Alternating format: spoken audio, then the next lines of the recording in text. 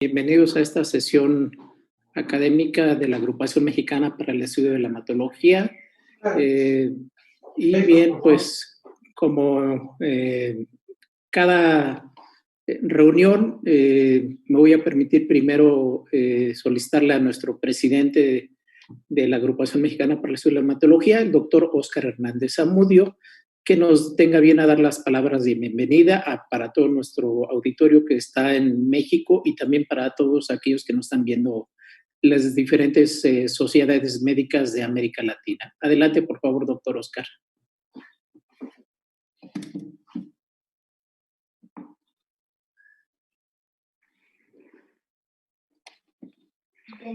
Buenas tardes.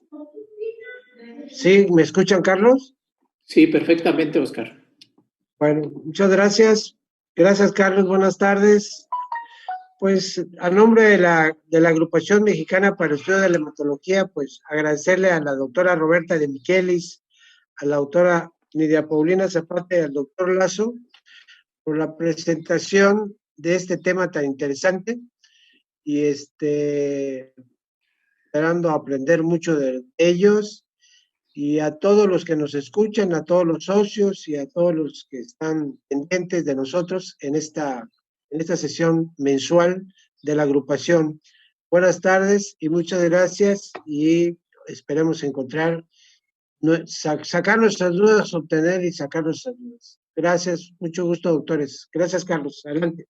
Ok, muchas gracias a nuestro presidente. Y bueno, me voy a permitir presentar al programa académico del día de hoy.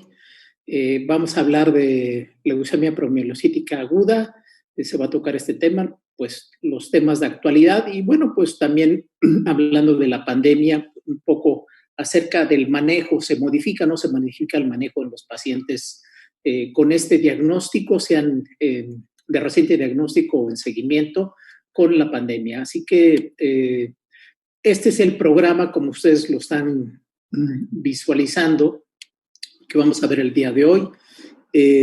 La doctora Roberta Di Micheli va a hablar del panorama de la leucemia promielocítica, hablando en el espectro de la enfermedad, diagnóstico y recaída, para posteriormente hablar de las estrategias de tratamiento de la misma enfermedad, particularmente ver si se modifica o no, como decíamos en la era del COVID, a cargo de la doctora Nidia Paulina Zapata Canto. Y vamos a cerrar con broche de oro hablando del tema de trombosis en leucemias agudas, que es a lo mejor una situación que se presenta y es un reto para el hematólogo en esta circunstancia. Así que pues me voy a permitir presentar a nuestro primer conferencista, la doctora Roberta Di Micheli Gómez. Ella es médico hematólogo, adscrita al Departamento de Hematología y Oncología del Instituto Nacional de Ciencias Médicas y de Nutrición Salvador Subirán. Ella es egresada de la misma institución y ella es coordinadora de la Clínica de Leucemias Agudas en la misma institución. Y bueno, pues ella forma parte del grupo de trabajo, ha trabajado con el Grupo Nacional de Leucemias Agudas, recabando toda la información. Así que pues ella nos va a presentar este panorama acerca de la leucemia promielocítica. Inmediatamente después, para ya no estar interrumpiendo, le vamos a ceder la palabra a la doctora Nidia Zapata Canto. Ella es médica hematóloga adscrita al Servicio de Hematología y de la Clínica de Leucemias Agudas Mieloides del Instituto Nacional de Cancerología, igual aquí en la Ciudad de México. Ella además cuenta con la maestría en Gestión Hospitalaria y Dirección de Hospitales. Y bueno, pues ella además es autora de libros, de capítulos y de publicaciones, pues también es alguien que ha trabajado mucho en este tópico de leucemias agudas. Y como los repetía, tenemos el honor de contar con el doctor Alejandro Lazo Lagner. Él es egresado del Instituto Nacional de la Nutrición y actualmente él es profesor asociado de Medicina, Oncología y Epidemiología de la Universidad de Western London, Ontario, en Canadá, y es investigador asociado del Lawson Health Research Institute en las áreas de especialización del doctor Lagner. Son enfermedad tromboembólica venosa, estudios poblacionales en tromboembolismo venoso y de diferentes determinantes de enfermedades tromboembólicas, ensayos clínicos. Ustedes van a ver una gran cantidad de publicaciones que ha hecho el doctor Lazo, y la verdad es que la mayor parte de ellos de un alto impacto y de las más referenciadas. Así que pues muchas gracias y le cedemos la palabra a nuestro primer conferencista, la doctora Roberta Di Micheli. Adelante, Roberta, por favor. Muchas gracias.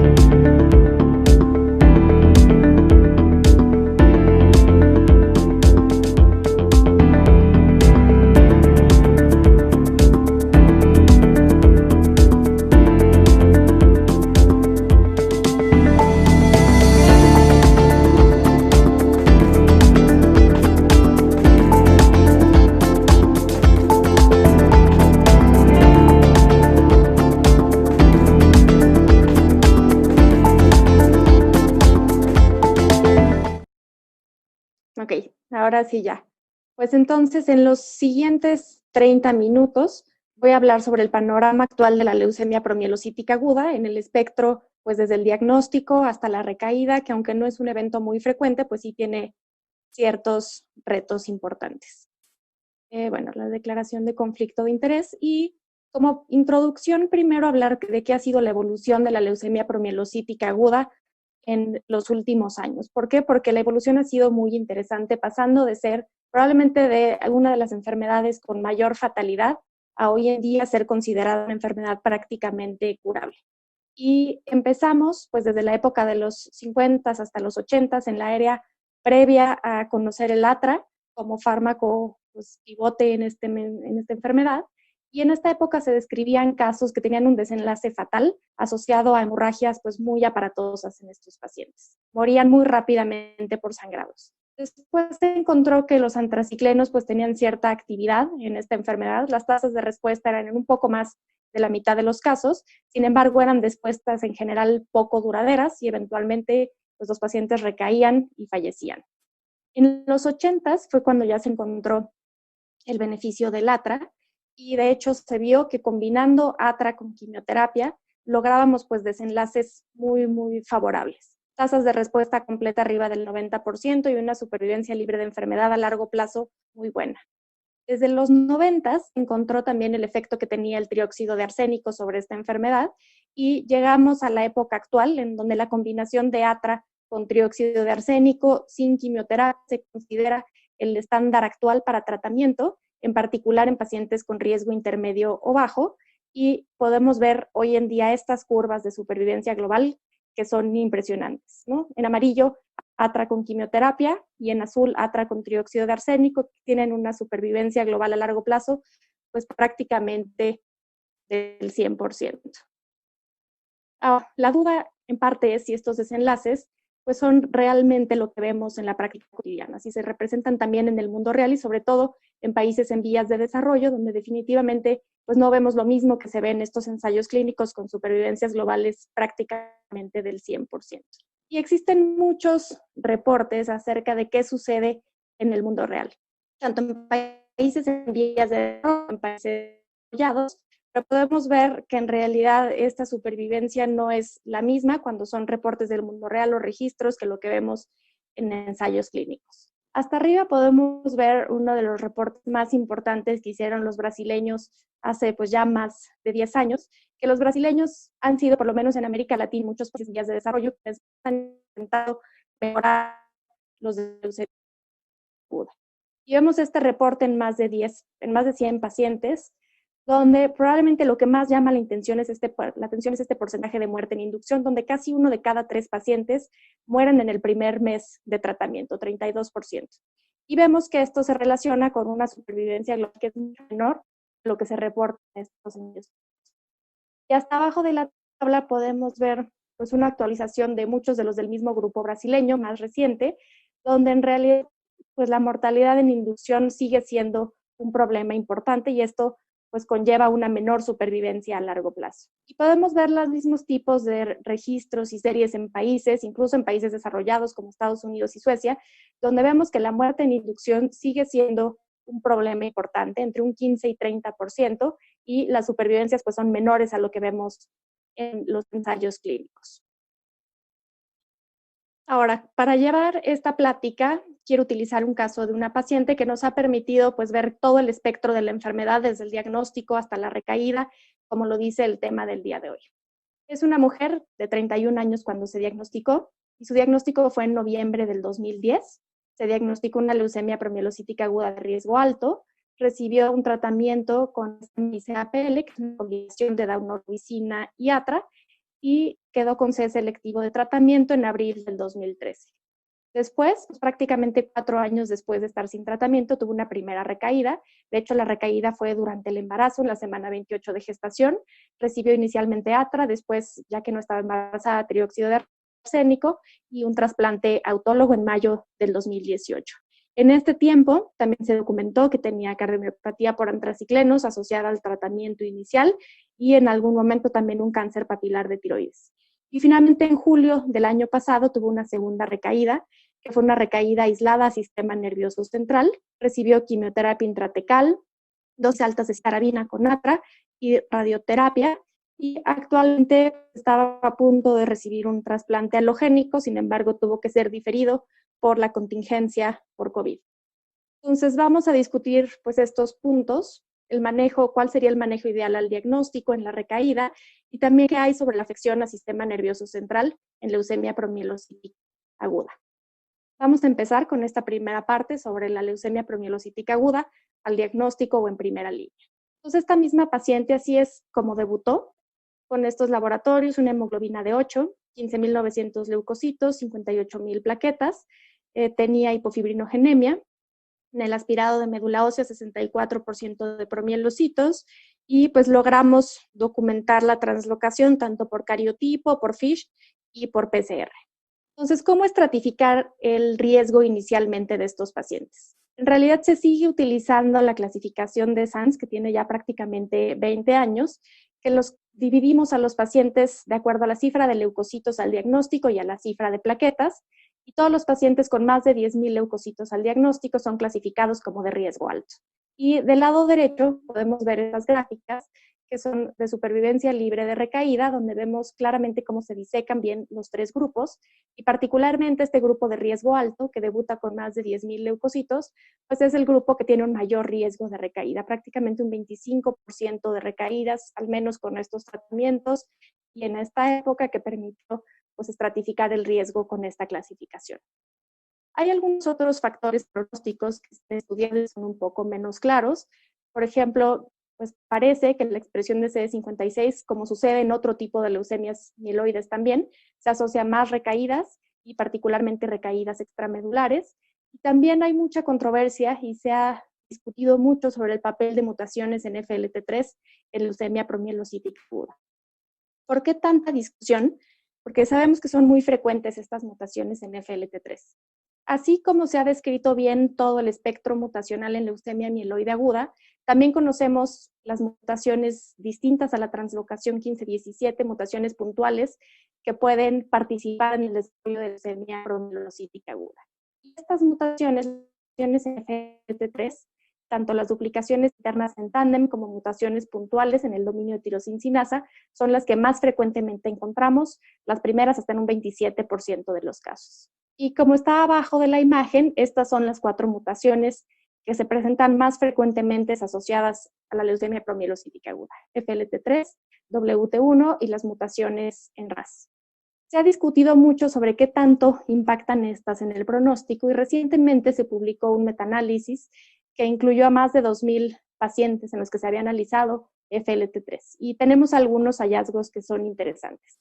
Lo primero es que sabemos que estos pacientes con leucemia promielocítica aguda y que tienen mutaciones en FLT3 se asocia a la leucocitosis, es decir, probablemente muchos de estos pacientes que por cifra de leucocitos tienen la categorización de riesgo alto sean los mismos pacientes que pueden tener mutaciones en FLT3. Y podemos ver el riesgo que da los dos tipos de mutaciones, tanto las duplicaciones internas en tándem como las mutaciones puntuales, específicamente esta en el dominio de tirosincinasa, y ambas se asocian en este metaanálisis y de forma significativa a más riesgo de mortalidad temprana y menores probabilidades de remisión completa y de supervivencia global a largo plazo. Entonces parece que sí tienen un impacto pronóstico significativo. Ahora, si tendremos que buscarlas en todos los pacientes o si nos va a modificar el tratamiento, pues es algo que no se sabe todavía y no tenemos evidencia al respecto. Entonces llegamos al punto de cuáles son nuestras opciones de tratamiento inicial en pacientes con leucemia promielocítica aguda. Y por un lado, tenemos las opciones de combinación de ATRA con quimioterapia, que son combinaciones que sabemos que nos van a dar pues, más toxicidad hematológica y también el riesgo de toxicidad asociada a antraciclenos. Y por otro lado, tenemos las combinaciones de ATRA con ATO, que sabemos que es un esquema que es libre de quimioterapia, que nos quita el riesgo de esta toxicidad hematológica y que probablemente la principal toxicidad asociada a esta sea la prolongación del GUT. Y tenemos hoy en día 2 ensayos clínicos aleatorizados que nos contestan esta respuesta acerca de cuál de estas 2 opciones de tratamiento son mejores, es mejor. Sin embargo, también tenemos que tomar en cuenta el costo y el acceso, que en países como México, donde se tiene que importar hasta el día de hoy el trióxido de arsénico, pues nos limita en la gran mayoría de los pacientes esta combinación. Este es el primero de los 2 ensayos clínicos aleatorizados que comparan estas 2 estrategias de tratamiento. Este estudio se hizo en combinación por el grupo italiano y el grupo alemán y de forma importante en este estudio solamente se incluyeron pacientes de riesgo bajo e intermedio y se aleatorizaron a recibir, abajo tenemos 137 pacientes, la combinación estándar de ATRA con quimioterapia, que es el esquema que conocemos como AIDA, que es en inducción ATRA con idarubicina, las 3 consolidaciones con idarubicina, mitojantrona y la tercera otra vez con idarubicina, y una etapa de mantenimiento de 2 años. Y 129 pacientes a recibir ATRA con trióxido de arsénico durante inducción diario hasta la revisión y después por meses alternos. Entre estas 2 estrategias de tratamiento, pues lo primero es que las respuestas hematológicas completas se presentaron en ambos grupos en casi todos los pacientes, 100% contra 97%. Y aquí podemos ver los desenlaces a largo plazo. En un corte de 50 meses, la combinación de trióxido de arsénico versus quimioterapia, en todos los parámetros, supervivencia global, libre de enfermedad y recaída, favorecen al grupo de trióxido de arsénico. Y en particular podemos ver como, por ejemplo, las recaídas, 2% contra 13% a largo plazo. Algo importante es ver esta muerte en inducción, como podemos ver claramente, pues que en ensayos clínicos es significativamente mejor que lo que vemos en los registros del mundo real. Y estas son estas curvas de supervivencia a largo plazo, donde vemos 99% para el grupo de trióxido de arsénico contra 92% del grupo de quimioterapia. Y después tenemos el segundo ensayo clínico aleatorizado, que de forma importante este incluyó todos los riesgos, no solamente riesgo intermedio o bajo.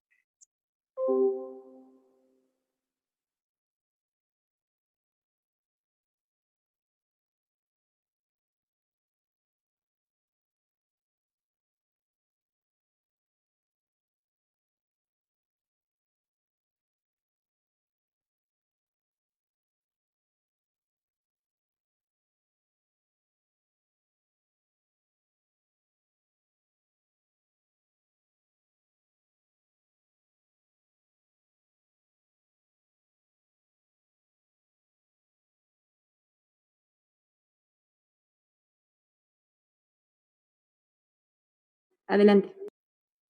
Gracias.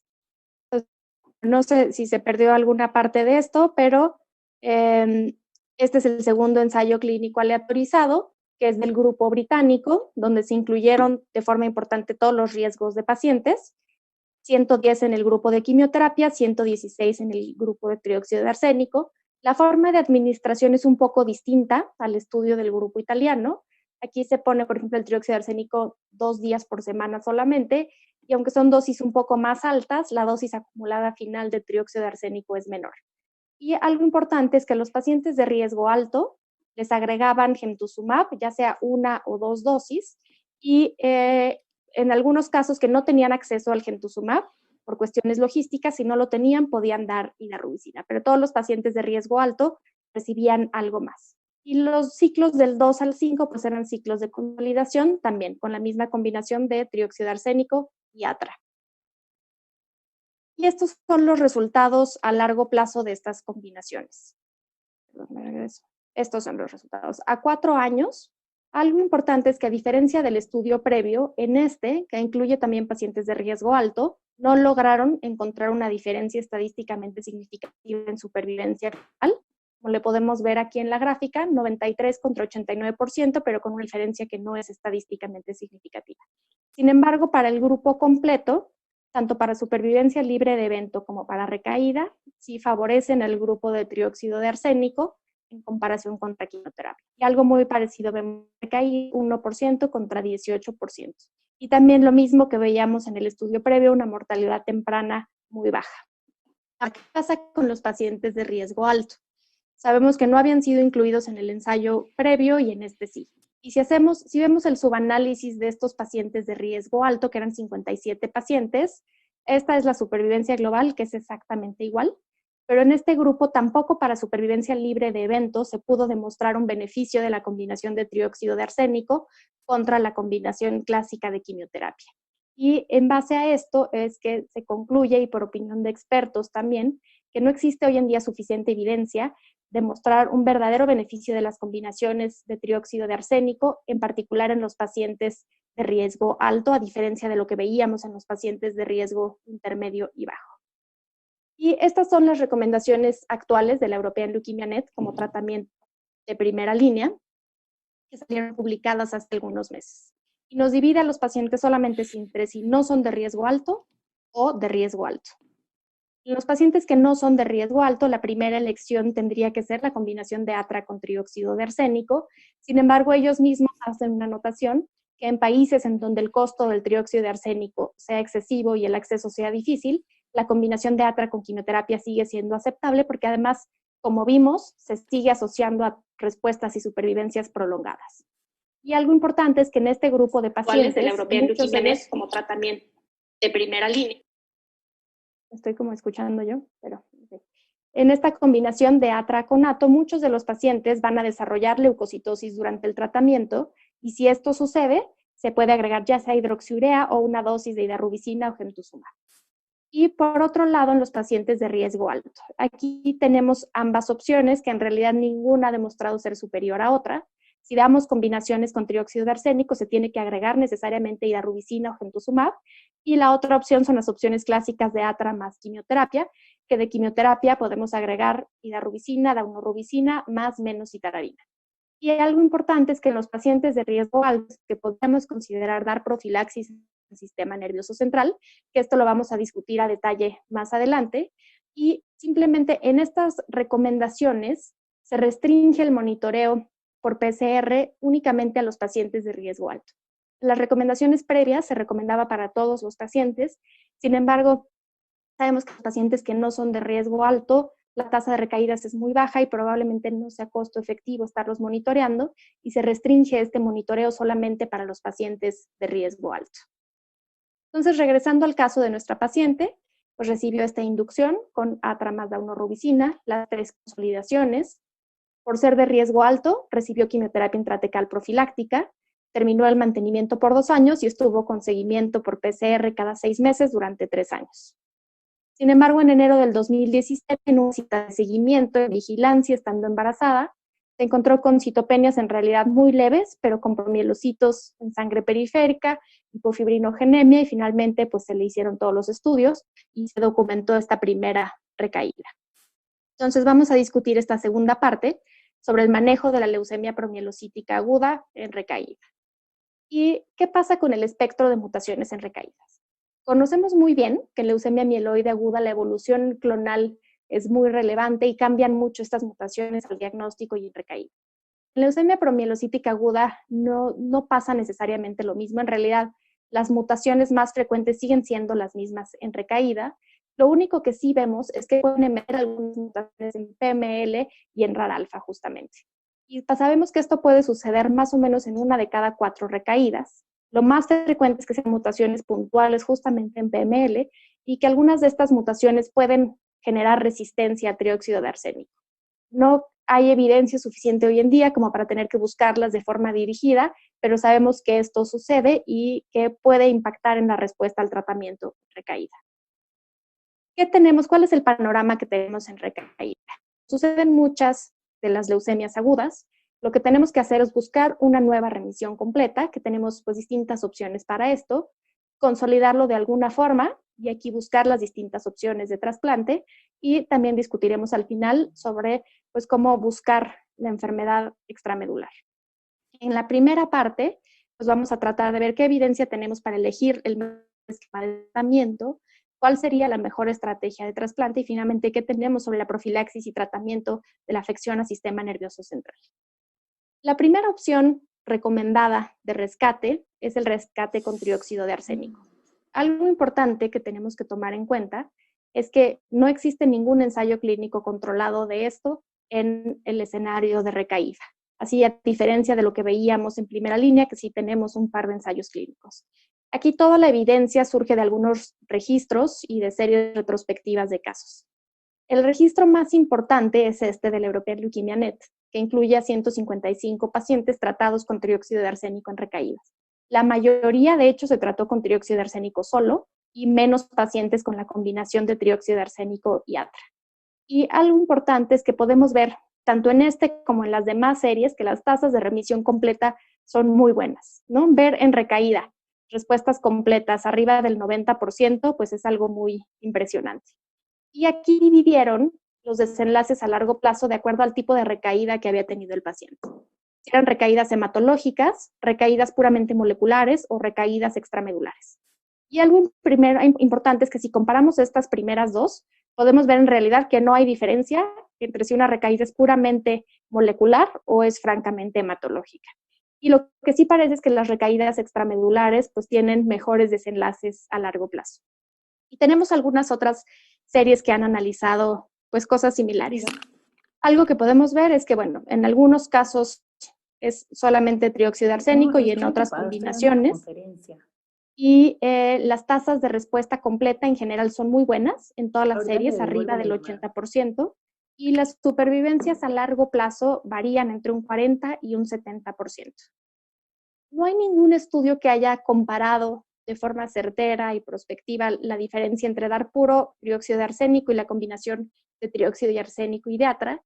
La única que analiza es esta serie pequeña de los franceses, que fueron únicamente 20 pacientes, 10 con trióxido de arsénico y 10 con la combinación de ambas, pero ellos cuando comparan estos dos grupos, en realidad no vieron ningún beneficio de agregar atra al trióxido de arsénico, sin embargo, obviamente, pues con un número tan pequeño de pacientes, pues hay que ser cautelosos ante esto. Y de hecho, las recomendaciones incluyen dar los dos, la combinación de atra con trióxido de arsénico, aunque en realidad no tenemos pues, ninguna evidencia de que sea mejor que dar trióxido de arsénico solo.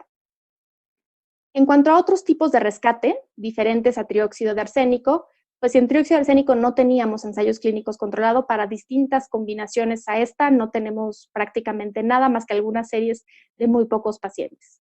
Y dentro de las opciones que se mencionan es el gemtuzumab o sogamicina, que sabemos que es muy atractivo en leucemia promielocítica aguda porque la expresión de CD33 es muy importante en los promielocitos anormales. En esta serie de pacientes, que fueron únicamente 16 pacientes, algunos hasta en una cuarta recaída, se vio que, de hecho, 14 de estos 16 pacientes lograron respuestas completas, la gran mayoría con respuestas moleculares. Sin embargo, lo que vemos es que no son respuestas muy duraderas. La mitad van a recaer un poco más de un año. Y en cuanto a quimioterapia, fuera de trióxido de arsénico, que es algo pues, que en nuestros países con poco acceso al trióxido de arsénico es una realidad que sucede en muchos de los países. En realidad la evidencia que tenemos pues, es bastante viejita y con pocos pacientes.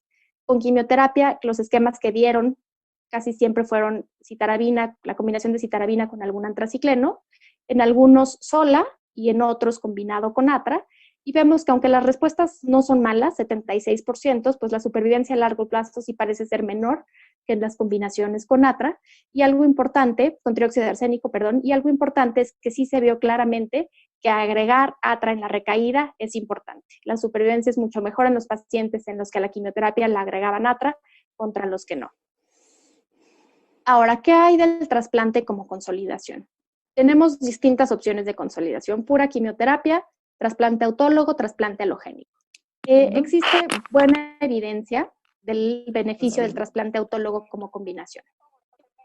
Se juntó aquí la evidencia del Grupo Internacional de Trasplante. La presentación, ¿no? Les estuve escribiendo y nadie me contestó. Y podemos ver No escucho nada. 140 pacientes que se trataron con trasplante autólogo y 67 pacientes que recibieron solo consolidación con trióxido de arsénico.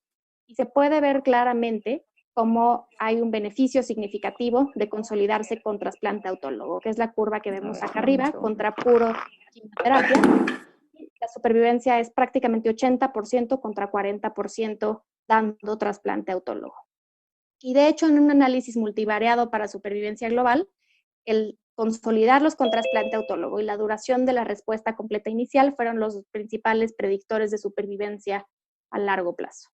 También del mismo registro del European Leukemia Net, que analizó qué pasaba con sus pacientes que recibían trióxido de arsénico como rescate, se analizó la consolidación en estos pacientes, ya sea trasplante autólogo, trasplante alogénico y puro tratamiento médico. Y algo importante es considerar cómo estaba el estatus del PCR de estos pacientes antes de estrategia.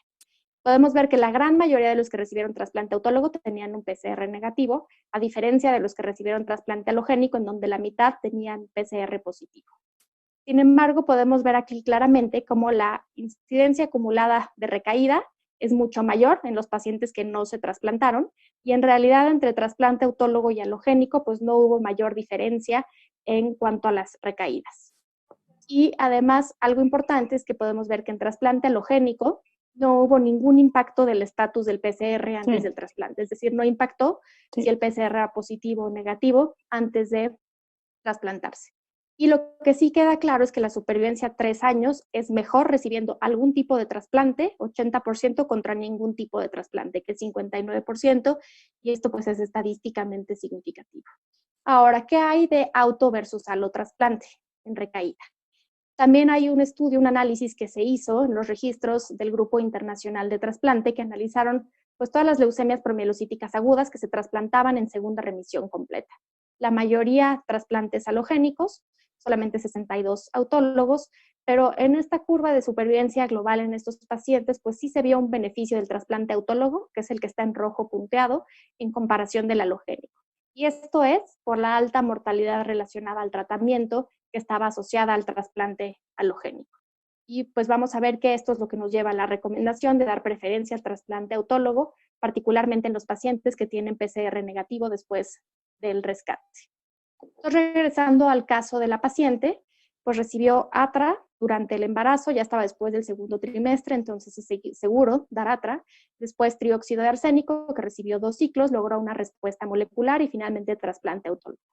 Y continuó con seguimiento cada 3 meses por PCR.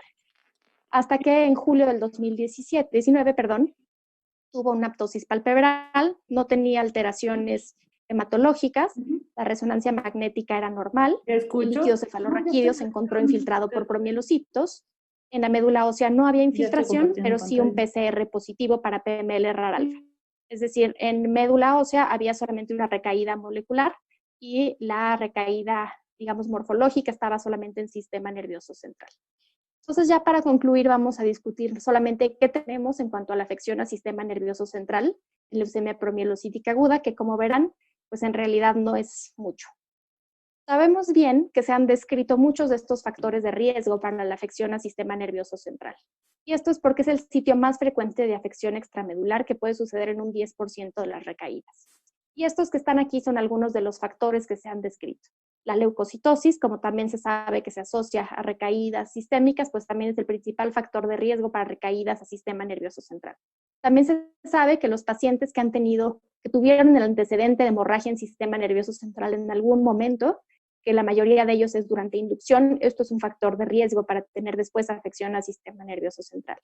La expresión de CD2 y de CD56, como en otras leucemias, también se asocia a más recaídas extramedulares. Y también se ha descrito por ahí que la isoforma BCR3 y los esquemas actuales que no llevan citarabina durante la inducción, pues son un factor de riesgo para recaídas al sistema nervioso central. Ahora, de aquí a saber, pues realmente a quiénes le tendríamos que dar profilaxis, cómo y cuándo, pues hay muy poca evidencia al respecto. Y estas son las recomendaciones de la European Leukemia Net de pacientes en recaída, ya sea molecular o hematológica, y es importante mencionar pues que se consideran exactamente igual las recaídas moleculares que las hematológicas, se deben de tratar. Y se considera como recaída molecular Para considerarla, se tiene que repetir la prueba 2 semanas después y que esté persistentemente positivo el PCR.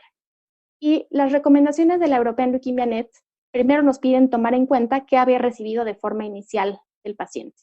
Si había recibido atra con quimioterapia, pues sugieren atra más trióxido de arsénico, y lo contrario, si había recibido trióxido de arsénico inicialmente, se puede considerar en la recaída dar quimioterapia.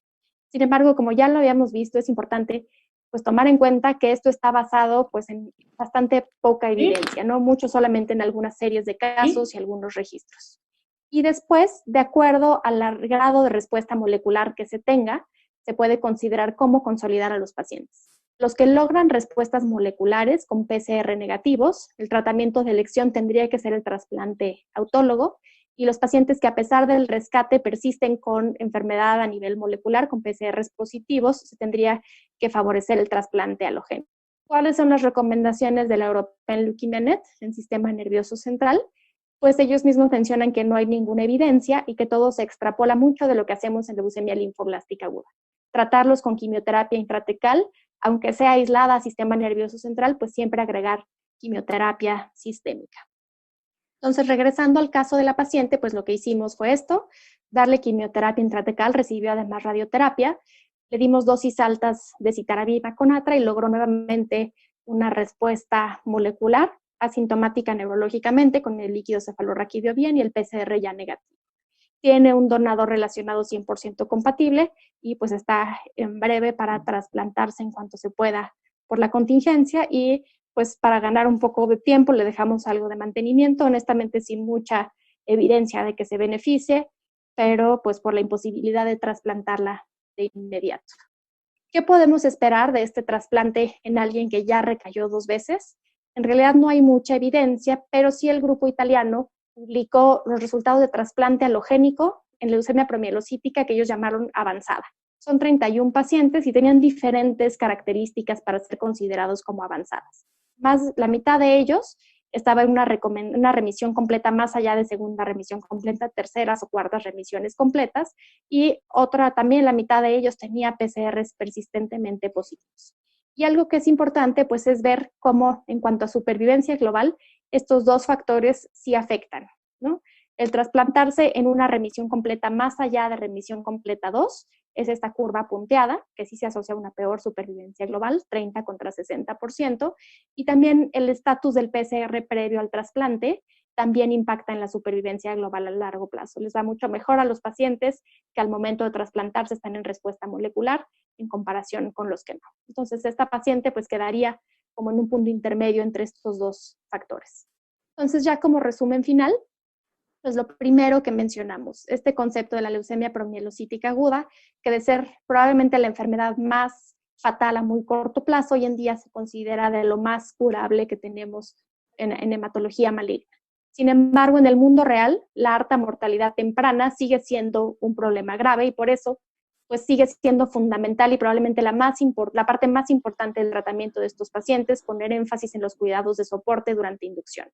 La primera línea de tratamiento, idealmente en pacientes de riesgo intermedio o bajo, la combinación de atra con trióxido de arsénico, y en pacientes de riesgo alto, esta combinación más algo de quimioterapia para citorreducir o la combinación clásica de atra con quimioterapia. Y en esto, obviamente, pues los aspectos económicos cobran un valor muy importante para esta decisión. En recaída, algo importante es que a pesar de ser una recaída en una leucemia aguda, podemos seguir esperando tasas de respuesta altas y respuestas muy prolongadas. Algo que es importante es que existe en realidad muy poca evidencia para basar las recomendaciones, porque al final las recaídas son raras en leucemia promielocítica aguda. Pero la recomendación actual es que deberíamos de priorizar los esquemas basados en trióxido de arsénico y considerar trasplante autólogo si logran respuesta molecular, y reservar solamente el trasplante halogénico para los pacientes que no logran esta respuesta molecular. Y bueno, pues por mi parte sería todo. Muchas gracias, Carlos. Muchas gracias por la invitación. Voy a platicar algunas cosas sobre trombosis en leucemias agudas y algo de información en lo que se refiere a las trombosis, en particular en leucemia promielocítica aguda. Y estos son mis potenciales conflictos de interés, que realmente no son muchos, pero parte de esta investigación fue fundada por los Institutos de Salud de Canadá.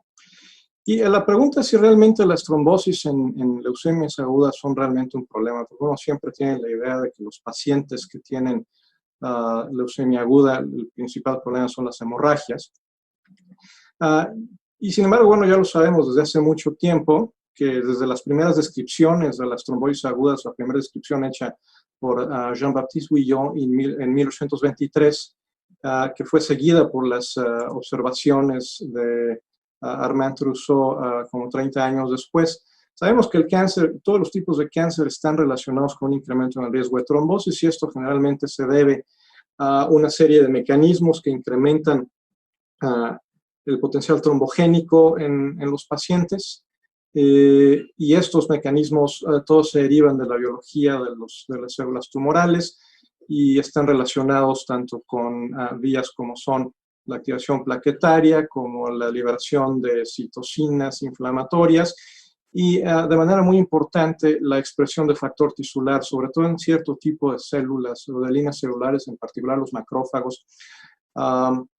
Y más recientemente, en los últimos 10 años, ha habido una explosión de información en lo que se refiere al papel de las trampas extracelulares de neutrófilos o las trampas extracelulares, que no solamente se derivan de neutrófilos, sino de otro tipo de células, incluyendo muchos tipos de blastos leucémicos.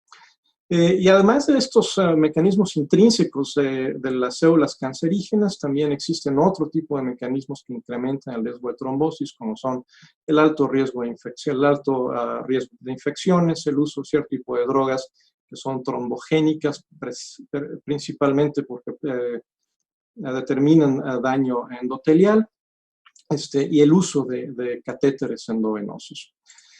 Entonces, en los últimos años podemos ver este estudio publicado hace 7 u 8 años, que ha habido un incremento particularmente importante en el riesgo o en la incidencia de trombosis venosas en pacientes con cáncer, y se ha duplicado la incidencia de trombosis venosa entre 1997 y el año 2006, muy probablemente derivado en parte no solamente por el uso de terapias que son más agresivas, sino también porque son más efectivas y los pacientes viven más tiempo.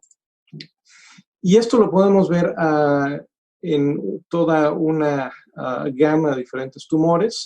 Esto es muy bien conocido en tumores sólidos y poco menos referido en tumores hematológicos, incluyendo linfomas, tanto linfomas como enfermedad de Hodgkin. Y sin embargo, las leucemias han sido realmente relegadas a un segundo plano. Este estudio de hace ya más de 20 años, utilizando datos del sistema Medicare en Estados Unidos, muestra que las leucemias en realidad en este estudio incrementan el riesgo de trombosis más o menos de manera similar a lo que pasa en pacientes con cáncer de colon, con cáncer gástrico y otro tipo de neoplasias sólidas. Entonces, pero esto está limitado a realmente pocos estudios, o por lo menos en ese entonces. Entonces, hace un par de años empezamos a hacer una revisión de todo este tipo de toda esta información, y en este estudio que completamos, que está actualmente bajo revisión para publicación, hicimos una revisión de estudios que han evaluado la incidencia de trombosis en pacientes con leucemias agudas. Y en este grupo de estudios incluyeron más de 15,000 pacientes con leucemias, la mayor parte mieloides, como pueden ver, pero también un número importante de leucemias linfoblásticas, y sobre todo en lo que toca al tema del día de hoy, también un número importante de leucemias promielocíticas, aunque obviamente es más bajo por la rareza de esta enfermedad. Lo que encontramos en estos estudios es que en general todos los estudios reportaron la frecuencia de trombosis en alrededor del 9%, y esto fue el 9% de los pacientes, y esto fue durante todas las etapas de tratamiento. Sin embargo, hay algunas cosas que les voy a presentar a continuación que son diferentes. Cuando vemos, y esto lo voy a limitar únicamente a las trombosis venosas, la enfermedad trombólica venosa, durante la fase de inducción a la remisión del tratamiento de las leucemias, encontramos diferencias en la frecuencia de trombosis. Mientras que en todas las leucemias en general, la frecuencia fue alrededor del 7 al 8%. Cuando las dividimos por diferentes linajes, ya sea leucemias mieloides excluyendo leucemia promielocítica, leucemia linfoblástica y leucemias agudas promielocíticas, podemos observar que el riesgo de trombosis es ligeramente mayor tanto en los pacientes con leucemia promielocítica aguda como en aquellos pacientes con leucemia linfoblástica. Y esto es en general para todos los eventos trombóticos. En el caso de otro tipo de trombosis, como son las trombosis relacionadas con catéteres, este riesgo también es elevado, es alrededor del 5% en todos los pacientes. En lo que se refiere a otro tipo de trombosis, especialmente las trombosis cerebrales venosas, también se encuentran, aunque con una frecuencia menor. Y esto es básicamente llevado por la frecuencia de trombosis cerebrales en pacientes con leucemia linfoblástica que reciben L-asparaginasa como parte del tratamiento. La evidencia en cuanto a este tipo de trombosis en pacientes con leucemia mieloide aguda es escasa y no ha sido realmente publicada. Entonces, como pueden ver, el riesgo de trombosis es bastante elevado, y no solamente eso, sino que generalmente se presenta en etapas iniciales después del diagnóstico de la leucemia. Y en este estudio que hicimos, la mayor parte de los estudios reportaron que la incidencia o que la ocurrencia de las trombosis fue durante el primer mes después del diagnóstico de la leucemia. Entonces, no solamente pasan de manera frecuente, sino que también pasan de manera muy temprana. Entonces, la pregunta es si podemos determinar cuál es el riesgo de trombosis en estos pacientes. ¿Por qué? Bueno, pues porque si aceptamos que la frecuencia de trombosis en la leucemia aguda es alta y comparable con de otras neoplasias, y en otras neoplasias estamos tratando de evaluar estrategias para prevenir las trombosis, como se ha publicado hace un par de años con el estudio AVERT. Si nosotros logramos desarrollar un modelo de proyección clínica para trombosis en estos pacientes, esto nos podría ayudar a desarrollar mejores estrategias de vigilancia y mejores estrategias de profilaxis. Entonces, como parte de este mismo estudio que hicimos anteriormente, estuvimos buscando también cuál es el riesgo y cuáles son los predictores de trombosis en los pacientes con leucemia aguda. Y cuando hablamos de trombosis durante la fase de inducción, de nueva cuenta podemos ver que la leucemia promielocítica confiere un riesgo relativo de casi el doble para trombosis venosas comparado con las leucemias agudas linfoblásticas como con las leucemias mieloides que no son promielocíticas. Y cuando vemos aquellos estudios en los cuales la trombosis venosa se reportó sin especificar cuál es el periodo de riesgo de ese estudio, de nueva cuenta, las leucemias promielocíticas tienen un riesgo mayor de trombosis, y en estos estudios también las leucemias linfoblásticas estuvieron asociadas con un riesgo más alto de trombosis comparado con las leucemias mieloides. Entonces parece ser que excluyendo las leucemias promielocíticas, las leucemias mieloides en general tienen un riesgo ligeramente menor que las otras estirpes. Y el otro factor que es importante es el uso de líneas endovenosas. Solamente 2 estudios se han hecho hasta la fecha que han demostrado o que han evaluado este tipo de enfermedades, este tipo de factor específicamente. Y en estos estudios se vio que los pacientes que tienen líneas centrales, por ejemplo, el uso de catéteres tipo Hickman, desarrollan trombosis con una incidencia alrededor de 0.8 casos por cada 1000 días catéter. Y en cambio, aquellos pacientes que tienen líneas endovenosas insertadas por vía periférica tienen un riesgo mucho mayor de trombosis, alrededor de 4 eventos por cada 1000 días catéter. Entonces, basados en estos estudios, desarrollamos un un estudio para tratar de definir una regla de predicción clínica para el desarrollo de trombosis venosa en pacientes con leucemia. Esto lo publicamos a principios de este año, trabajo de uno de nuestros fellows. Y este estudio fue un estudio de corte retrospectiva de alrededor de 10 años de pacientes, todos los pacientes consecutivos que tuvimos diagnosticados con leucemia aguda, confirmados con criterios estándar, y los seguimos hasta ya sea el momento en el que tuvieron una embolia, una trombosis venosa, hasta la última fecha de seguimiento o hasta la fecha de muerte. Los eventos los que estábamos interesados era el desarrollo de trombosis venosas profundas proximales, que son definidas como todas aquellas trombosis de las extremidades inferiores que involucran la trifurcación de la vena poplitea o segmentos más proximales de las venas del miembro inferior. Las trombosis venosas profundas de las extremidades superiores, que involucran las venas axilares o más proximales. Las trombosis relacionadas con catéter, que tienen que ser en las extremidades superiores y que involucran las mismas venas axilares o más proximales, embolias pulmonares confirmadas por estrategias de imagen estándar y trombosis venosas en sitios atípicos como trombosis cerebrales o trombosis esplácnicas.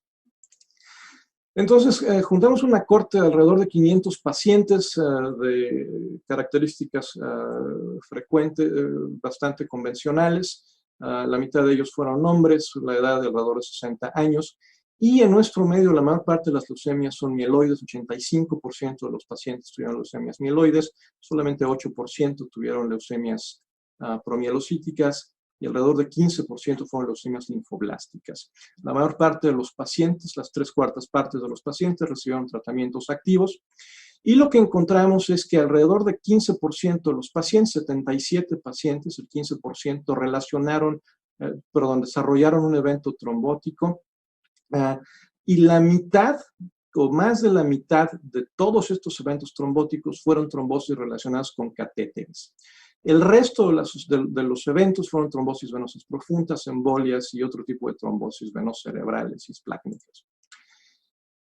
La incidencia acumulada de trombosis en esta cohorte de pacientes fue de casi el 10% en los primeros 3 meses, 13% a los 6 meses y aproximadamente 14% al año después del diagnóstico. Y el tiempo medio de diagnóstico al momento de la trombosis fue de alrededor de 2 meses.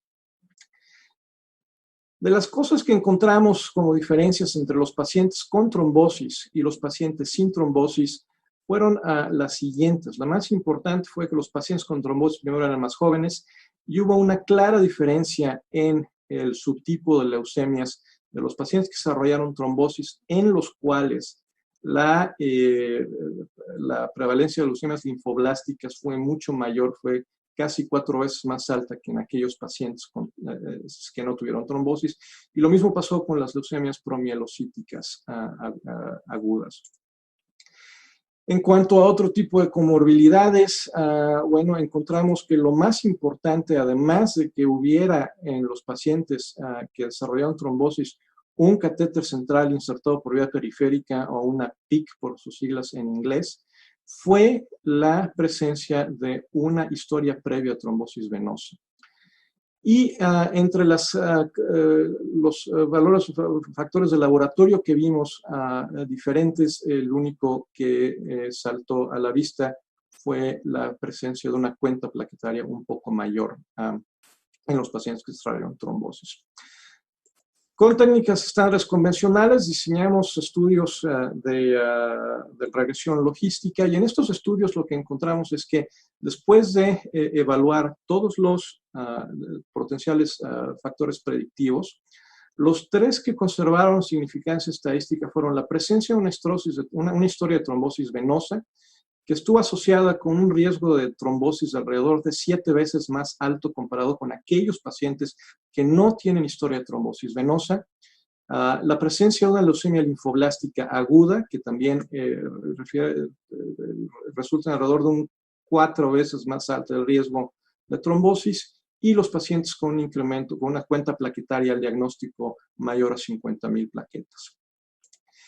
Cuando convertimos estos factores en un sistema de puntos, 3 puntos para la historia de trombosis, 2 puntos para la leucemia linfoblástica y 1 punto para cuentas plaquetarias, determinamos que aquellos pacientes que tenían 3 o más puntos, esto es, cualquier paciente que tenga una historia de trombolismo venoso tiene un riesgo alto de trombosis, y cuando vemos las curvas de supervivencia de Kaplan y Mayer podemos ver una clara diferencia entre aquellos pacientes que tienen un riesgo más elevado comparada con aquellos pacientes que tienen menos de 3 puntos.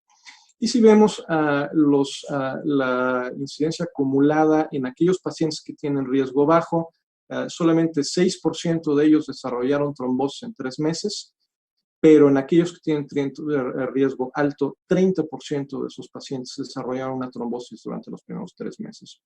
Y la misma tendencia se encuentra a los 6 y 12 meses.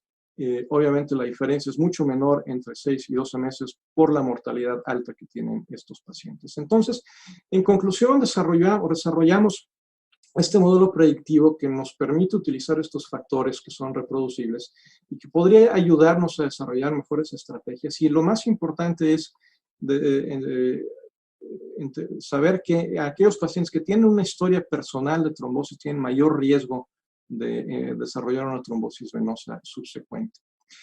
En la actualidad estamos haciendo algún estudio de validación que me declaro culpable de no haber terminado hasta ahora, pero en colaboración con Roberta tenemos una cohorte de pacientes de alrededor de 500 leucemias que se han visto en el Instituto de Nutrición y que tiene algunas diferencias interesantes con la cohorte que tenemos nosotros. Las dos más importantes es el hecho de que en la cohorte de nutrición el 50% de los pacientes son leucemias linfoblásticas, mientras que en nuestra cohorte es mucho menor esta frecuencia. Y esto es algo que se ha visto, nosotros ya sabemos que las leucemias linfoblásticas son mucho más frecuentes en Latinoamérica. En esta cohorte de pacientes la incidencia de trombosis fue mucho menor, fue solamente 5% comparado con 15% en nuestra cohorte. Sin embargo, en esta cohorte de pacientes el uso de catéteres insertados por vía periférica es casi inexistente. Pero todavía no hemos hecho todos los estudios, pero lo que sí les puedo anticipar es que la historia de trombosis en esta misma cohorte es un factor pronóstico que confiere un riesgo de trombosis casi idéntico al que vimos en nuestra cohorte aquí en Western. En cuanto a lo que se refiere a la trombosis en leucemia promielocítica, bueno, claro, la trombosis en leucemia promielocítica es una situación particularmente interesante, porque todo el mundo sabe que el principal problema de la leucemia promielocítica aguda es la coagulopatía, y los pacientes se mueren por sangrados y siguen muriendo, se morían antes y siguen muriendo ahora por sangrado. Pero la trombosis se produce de manera realmente importante, y en algunas series, por ejemplo, y eso es independiente de que estén utilizando ATRA durante la inducción. Estos son datos del grupo PETEMA, y en estos datos lo que podemos ver es que los pacientes desarrollan trombosis venosas, pero también trombosis arteriales, que de hecho después de la trombosis venosa en este grupo de pacientes la cuarta parte de los pacientes desarrollaron eventos cerebrales vasculares. Y el riesgo de trombosis alrededor del 8% en los pacientes con ATRA, con leucemia promielocítica. Y esos son datos que han sido consistentes entre los datos del grupo italiano y el grupo español. Y en algún estudio hace algún tiempo, en aquellos pacientes que recibieron el régimen AIDA dentro del grupo PETEMA, Miguel Sanz y su grupo determinaron que los factores de riesgo para trombosis en pacientes con leucemias promielocíticas agudas eran la hipofibrinogenemia al momento del diagnóstico, la variante M3, la variante hipogranular de la leucemia promielocítica aguda, que también produce un riesgo más elevado, alrededor de 2 a 3 veces el riesgo de trombosis, y el uso de profilaxis con ácido tranexámico probablemente también incrementa el riesgo de trombosis en esta población de pacientes. Entonces es claro que, bueno, una vez que tenemos una trombosis, entonces tenemos que preguntarnos ¿cómo podemos determinar el mejor tratamiento? Bueno, pues la respuesta es que quién sabe. La verdad es que no hay estudios realmente muy claros, ni estudios aleatorizados, ni creo que los vaya a haber en ningún momento. Y el problema con el tratamiento de trombosis en leucemias agudas, y no solamente en leucemias agudas, sino también en pacientes con cáncer en general, es que aunque sabemos que la anticoagulación reduce las recurrencias, también aunque incrementa el riesgo de sangrado, esto no es nada nuevo.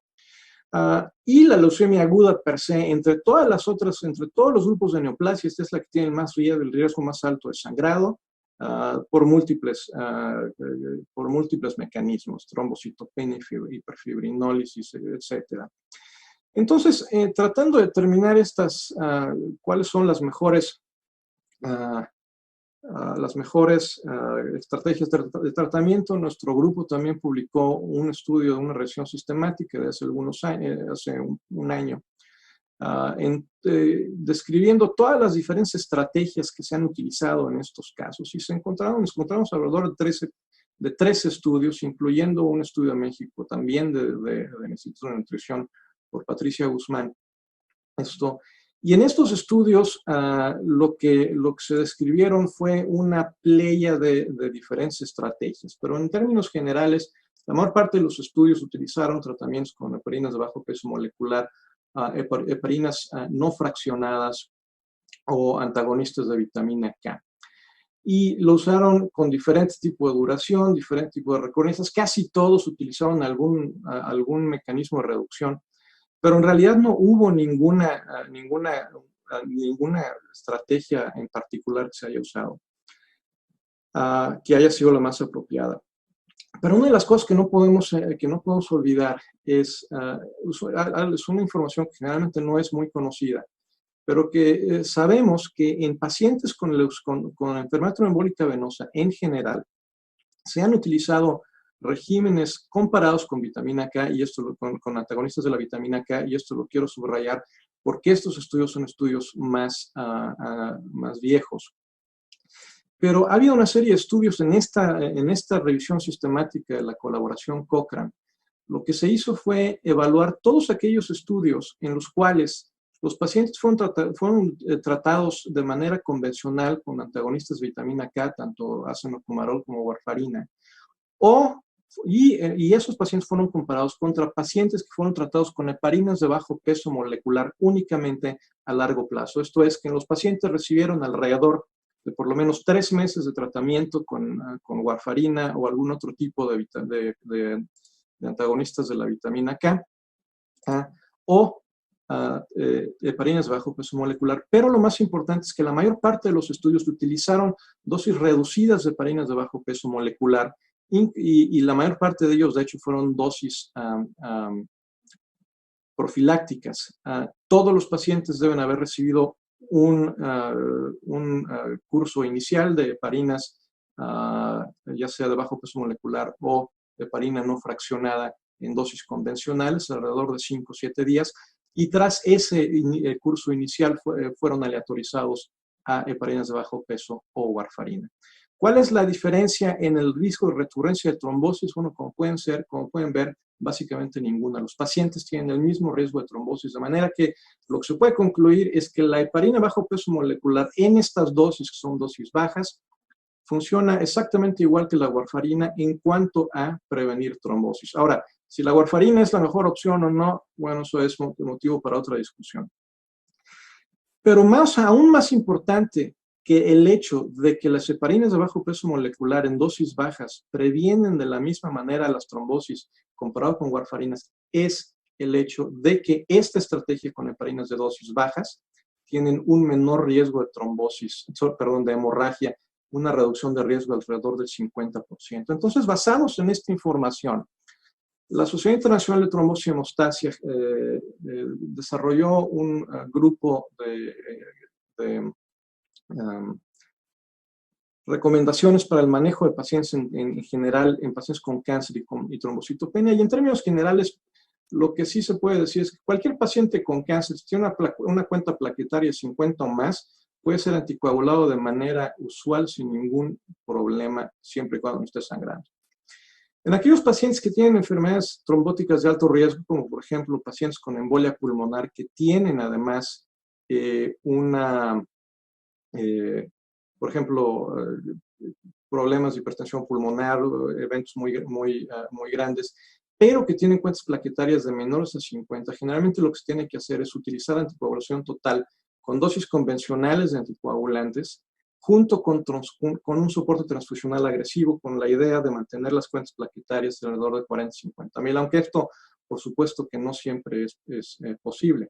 Y en aquellos pacientes que tienen un bajo riesgo, por ejemplo, trombosis venosas pequeñas, ese tipo de pacientes, pero que tienen cuentas plaquetarias entre 25 y 50 mil plaquetas por milímetro cúbico, se pueden utilizar reducciones del 50% o inclusive dosis profilácticas, probablemente sin sacrificar la seguridad del paciente. Y este grupo fue el panel de la Sociedad Internacional de Trombosis, sugiere que se suspenda anticoagulación si los pacientes tienen menos de 25,000 plaquetas. Ahora, todo esto en realidad fue basado en los mejores deseos del panel, porque no hay absolutamente ninguna evidencia para apoyar o refutar estas sugerencias. ¿Qué es lo que nosotros hacemos en nuestra práctica? Bueno, pues el periodo de mayor riesgo son los primeros 30 días del diagnóstico. Entonces, y de los 30 días, probablemente los primeros 7 días es el de mayor riesgo para recurrencia. Todos los pacientes los tratamos con heparina bajo peso molecular. La heparina convencional no la usamos ni aunque nos paguen. Y la verdad es que la heparina bajo peso molecular no es tan eficiente y tiene mucho mayor riesgo de sangrado. Muchas veces oímos el argumento que las heparinas convencionales se pueden revertir a diferencia de las heparinas de bajo peso molecular, pero eso es un concepto equivocado. Las heparinas de bajo peso molecular también se pueden revertir con otros protocolos. En nuestra práctica siempre utilizo anticoagulación con dosis convencionales por al menos 5 a 7 días. Si el paciente tiene un evento trombótico durante la fase de inducción y requiere anticoagulación, entonces utilizamos anticoagulación total durante los 5 o 7 días con soporte transfusional intenso para mantener una cuenta plaquetaria lo más cercana a 50, aunque en lo personal, si las cuentas plaquetarias son de más de 30,000, a mí no me da realmente mucho problema en mantener a los pacientes anticoagulados. La reducción de las cuentas de la dosis de anticoagulación la hago al 50% solo si las cuentas plaquetarias llegan alrededor de 20. Y si la cuenta plaquetaria es de mayor de 10, generalmente puedes mantenerlos en dosis profilácticas, aunque esto es altamente controversial. Generalmente preferimos mantener las cuentas por lo menos por arriba de 20, que es mucho más realista que tratar de mantener las cuentas plaquetarias arriba de 50,000 en pacientes durante la fase de inducción. De manera que estas son las recomendaciones de lo que nosotros hacemos. Si está bien o mal, no lo sé, pero en términos generales no hay mucha información para guiarnos.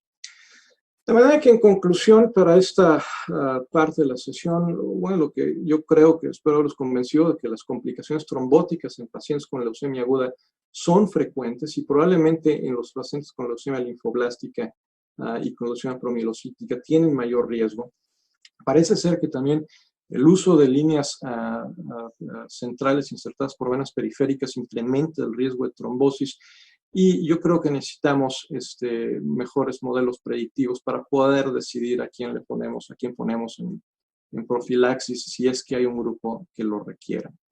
Y por supuesto que, bueno, pues el tratamiento de los pacientes que desarrollan un evento trombótico durante la fase de inducción es realmente algo que requiere mucho balance del riesgo hemorrágico y trombótico, y aunque existen líneas de tratamiento, lineamientos para guiar este tratamiento, todas las decisiones tienen que ser basadas en la evaluación individual.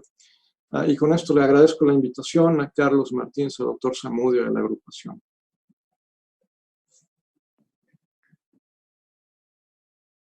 Doctor Alejandro, por tu presentación y vamos a pasar a la siguiente presentación, que es la presentación de la doctora Nidia Zapata. Agradezco mucho a la Agrupación Mexicana para el Estudio de la Hematología el darme la oportunidad de tener con ustedes esta sesión. El tema que me solicitaron es hablar del tratamiento de las leucemias agudas promielocíticas. Esta es mi diapositiva de conflictos de interés. Y vamos a abordar los temas de complicaciones en cuanto a la coagulopatía, el síndrome de Atra, el tratamiento de primera línea, la profilaxis al sistema nervioso central, cuáles son las mutaciones que vamos a encontrar, las recaídas, cuáles son las indicaciones del tratamiento y el trasplante. Nuevamente recordar cuáles son las medidas recomendadas actualmente por las diferentes asociaciones, tanto del grupo español, el grupo americano, en cuanto al paciente con el tratamiento de leucemia aguda. No se debe de diferir, sin embargo se debe de dar el tratamiento, y las indicaciones es: no se recomienda a los cuidadores o familiares durante la hospitalización, salvo que los pacientes sean pediátricos o que estén a causa de fuerza mayor. Las visitas están prohibidas y se debe demuestrar tanto al paciente y al cuidador seriadas para que estar seguros de que no tengamos una complicación actual con lo que es el COVID-19. En cuanto al personal sanitario, bueno, es importante que todos utilicemos las mascarillas, batas, guantes, y hacer los cambios antes de entrar a las habitaciones y utilizar presión negativa en las habitaciones, no la presión positiva como habitualmente se utilizan en muchas habitaciones. En cuanto a los pacientes, debemos priorizar a quienes pacientes sí les debemos de dar tratamiento anticáncer. Sabemos que la leucemia aguda promielocítica es una enfermedad altamente curativa, en donde tiene un nivel de prioridad 1, ya que tiene un mayor de 50% de éxito del tratamiento. Y no debemos de olvidar que todos nuestros pacientes, pues se les debe brindar todo el apoyo, tanto de apoyo de hemoderivados, apoyo con antibióticos y lo que requiera. El grupo italiano recomienda PCRs antes de iniciar la terapia estándar para inducción, uso profilaxis, tratar de consolidar con protocolos ambulatorios, y ALO no se debe postergar demasiado, y ensayos clínicos en pacientes con recaídas. Ahora sí, entrando a lo que es la leucemia aguda promielocítica, un poquito de la historia. En 1973 empezó a utilizar la daunorubicina, en el 88 el ATRA. En 1996 vino el ATO y empezaron a utilizarse en el tratamiento de las leucemias agudas promielocíticas, donde actualmente ya es un estándar en el tratamiento de la combinación de ATO con ATO. Sabemos que en muchas de las patologías en las leucemias agudas mieloides no hemos logrado tener las tasas de respuesta que actualmente tenemos en las leucemias agudas promielocíticas, en donde actualmente se reporta dentro de un 80 hasta un 90% de tasa de curación, que creo que es dentro de las leucemias agudas mieloblásticas la enfermedad que tiene mayor tasa de curación. Es por ello que no se debe dejar de tratar y se le debe seguir dando el apoyo que tiene. Empezar y entender que es una urgencia ante la sospecha de que nosotros pensemos que un paciente tiene una leucemia aguda promielocítica, se le debe iniciar el ATRA. Esto es un estándar. Si yo en un frotis de sangre periférica veo que el paciente tiene promielo, sospecho que tiene una promielocítica y no voy a tener el reporte de la translocación en 72, 48 horas, en una semana, yo, ante la sospecha, lo primero que tengo que hacer, además de dar el apoyo transfusional al paciente, es iniciar el ATRA. El apoyo transfusional, pues las guías ya están bien establecidas: mantener a los pacientes por arriba de 50,000 plaquetas, 150 de fibrinógeno y menor de 1.5 el INR. Estos pacientes son una urgencia hematológica y deben de requerir el manejo intrahospitalario. También debemos de hacer al diagnóstico a todos los pacientes los análisis genéticos o moleculares, según lo que nosotros tengamos en acceso, ya sea la translocación 15-17 por FISH, PCR para el PML-RAR alfa o RT-PCR según lo que nosotros tengamos. El doctor Lazo ya habló un poquito de la coagulopatía, pero bueno, sabemos que lo que comentábamos, mantener las cifras y los hemocomponentes al paciente de acuerdo a las necesidades. Cada 12 horas deben de estar realizando estos estudios para ver los requerimientos del paciente, y independientemente de que si el paciente requirió críos en la mañana y nuevamente se encuentra por debajo de 100, 150 fibrinógenos, se le debe de dar hasta tener los valores de rango para evitar cualquier tipo de hemorragia. Sabemos que en esta patología las hemorragias pueden ser fatales. El uso de heparina, ácido tranexámico, anticoagulantes, antifibrinolíticos, estaba pues muchas de las comentarios de los expertos contraindicado en este grupo de pacientes, ya que las hemorragias y la coagulopatía pues es una complicación de las más importantes. Y si tenemos un paciente que necesitamos anticoagularlo, pues ya comentó el doctor Lazo, únicamente si requerimos realmente darle esta anticoagulación. En este grupo de pacientes, el grupo americano recomienda utilizar los catéteres largos, los catéteres PIC, para evitar una venopunción a nivel de la subclavia y de esta manera evitar un hemotórax o incluso un neumotórax en este grupo de pacientes, ya que estos pudieran ser catastróficos, y es la única indicación por el riesgo de trombosis de utilizar los catéteres PICS en los pacientes con leucemia aguda por el riesgo de trombosis. A menos que nosotros tengamos una trombosis en un catéter, lo indicado es retirarlo, y el uso de heparinas, si tiene una indicación absoluta, la indicación en la recomendación de las guías de expertos, que tenemos aquí la bibliografía que es el doctor Lococó antes de su último partida, pues este grupo de expertos decidieron que pues la anticoagulación debe estar contraindicada en esta patología, pero si tienes y tienes que darla, pues únicamente ajustar la dosis de acuerdo al nivel de plaquetas, como se comentó. Teníamos que antes de la era del ATRA y mucho menos antes de la era del trióxido, pues el tratamiento de esta enfermedad era con medicamentos, con quimioterapia. De inicio se empezó a ver que los antracíclicos eran una piedra angular del tratamiento de la leucemia aguda promielocítica. Sin embargo, el grupo español nos vino a aclarar que en los riesgos bajos la citarabina no tiene un papel tan esencial en la leucemia aguda promielocítica. Sin embargo, en los pacientes que tienen un riesgo alto, esta ya juega un papel esencial dependiendo de los accesos que tengamos y el alcance que nosotros o el paciente pueda acceder a los diferentes grupos de medicamentos. Sabemos que la coagulopatía está, pues, está presente por diferentes puntos o factores que pues, se presentan por la enfermedad, que es la hipercoagulabilidad, la hiperfibrinólisis y el daño endotelial por las células de la leucemia.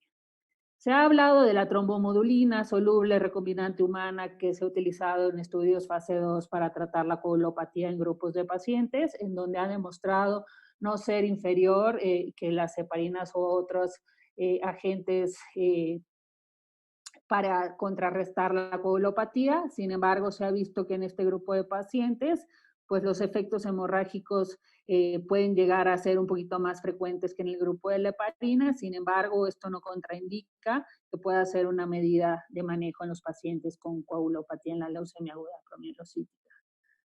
¿Qué hacer cuando los pacientes tienen hiperleucocitosis? Muchos de los pacientes sabemos que el riesgo alto mayor de 10,000 plaquetas, e incluso tenemos pacientes que debutan con más de 100,000 leucos. Aquí la recomendación es utilizar citorreductores, como puede ser la hidrea, puede ser la hidarubicina, puede ser el gentusumab o ozogamicin, y ponen, pues ahora sí que a petición del tratante o a decisión del tratante, la utilización de la leucoaféresis. La realidad es que no se ha visto que tenga una función real o un beneficio real en este grupo de pacientes, ya que los tratamientos menos agresivos, como la hidarubicina o incluso la hidrea, tiene buenos resultados en el paciente. Entrando al síndrome de ATRA, pues sabemos que esta es un efecto secundario al tratamiento, ya que existe una liberación de citocinas al inducir la inducción de estas células promielocíticas y por ende va a haber un proceso inflamatorio que, bueno, sabemos actualmente que podemos de cierta manera prevenirlo con el uso de la dexametasona. Las guías recomiendan el uso de 10 miligramos y de cada 12 horas. Nosotros utilizamos 8 miligramos y de cada 12 horas, y esto es más que nada un poquito porque pues, las ampolletas vienen de 8 miligramos en México y esta es la dosis que actualmente nosotros utilizamos. Es importante recordar que el síndrome de ATRA puede ocurrir durante toda la inducción, en cualquier momento de la inducción, no necesariamente durante el proceso de diferenciación, cuando el paciente esté diferenciando, donde empieza a tener esta fase de leucocitosis, y luego presenta el NADIR. Pacientes pueden tener incluso un síndrome de ATRA en el día 21, ya que estén a pocos días de recuperar, incluso con cifras de plaquetas, fibrinógeno y tiempos dentro de rangos normales. Es por ello que las recomendaciones refieren que si tienes un paciente con leucocitosis por arriba, por riesgo alto, con leucos por arriba de 10,000, dejar dexametasona 8 miligramos IV cada 12 horas o 10 miligramos IV cada 12 horas. Un poquito se sabe que los de riesgo alto tienen mayor riesgo de poderlo producir el síndrome de ATRA. Actualmente nosotros, a todos los pacientes, tanto riesgo bajo como riesgo alto, siempre le dejamos una profilaxis para evitar, ya que incluso en pacientes con riesgo bajo hemos tenido casos de síndrome de ATRA. Las recomendaciones por más de 5,000 leucos se debe de dejar. ¿Qué sucede cuanto a las mutaciones del FLT3? Sabemos que las diferentes mutaciones pues tienen un impacto en la supervivencia del grupo de pacientes. Sabemos que estas mutaciones han venido a hacer un parteaguas, incluso en la toma de decisiones en los pacientes con leucemia aguda mieloide. Así, en el caso de las leucemias agudas promielocíticas, en el uso de tratamiento de trióxido, ATO y ATRA, no ha habido un impacto tan importante en el pronóstico de este grupo de pacientes. Sin embargo, en el grupo de ATRA con quimioterapia todavía sí ha venido a tener una merma en este porcentaje de curación. Entonces, no por ende vamos a cambiar un tratamiento, sin embargo, aquí lo que nos demuestra es que tenemos una mejor opción de tratamiento, la combinación de ATRA con ATRO, que da recombinación de ATRA con quimioterapia en la presencia de esta mutación. Lo mismo sucede en las recaídas, tenemos un porcentaje un poquito mayor en el grupo de quimioterapia con ATRO, sin embargo, ninguna de estas fueron significativas con significancia estadística. Esta es una revisión de los pacientes que tuvieron tanto en leucemia aguda promielocítica de recién diagnóstico como en recaída, cuáles fueron las mutaciones que se encontraron y la frecuencia de ellas. Vemos que la mutación del FLT3 es una mutación bastante frecuente en este grupo de pacientes. Sin embargo, como vimos previamente, en la combinación del trióxido con el ATRA no tiene un impacto tan importante.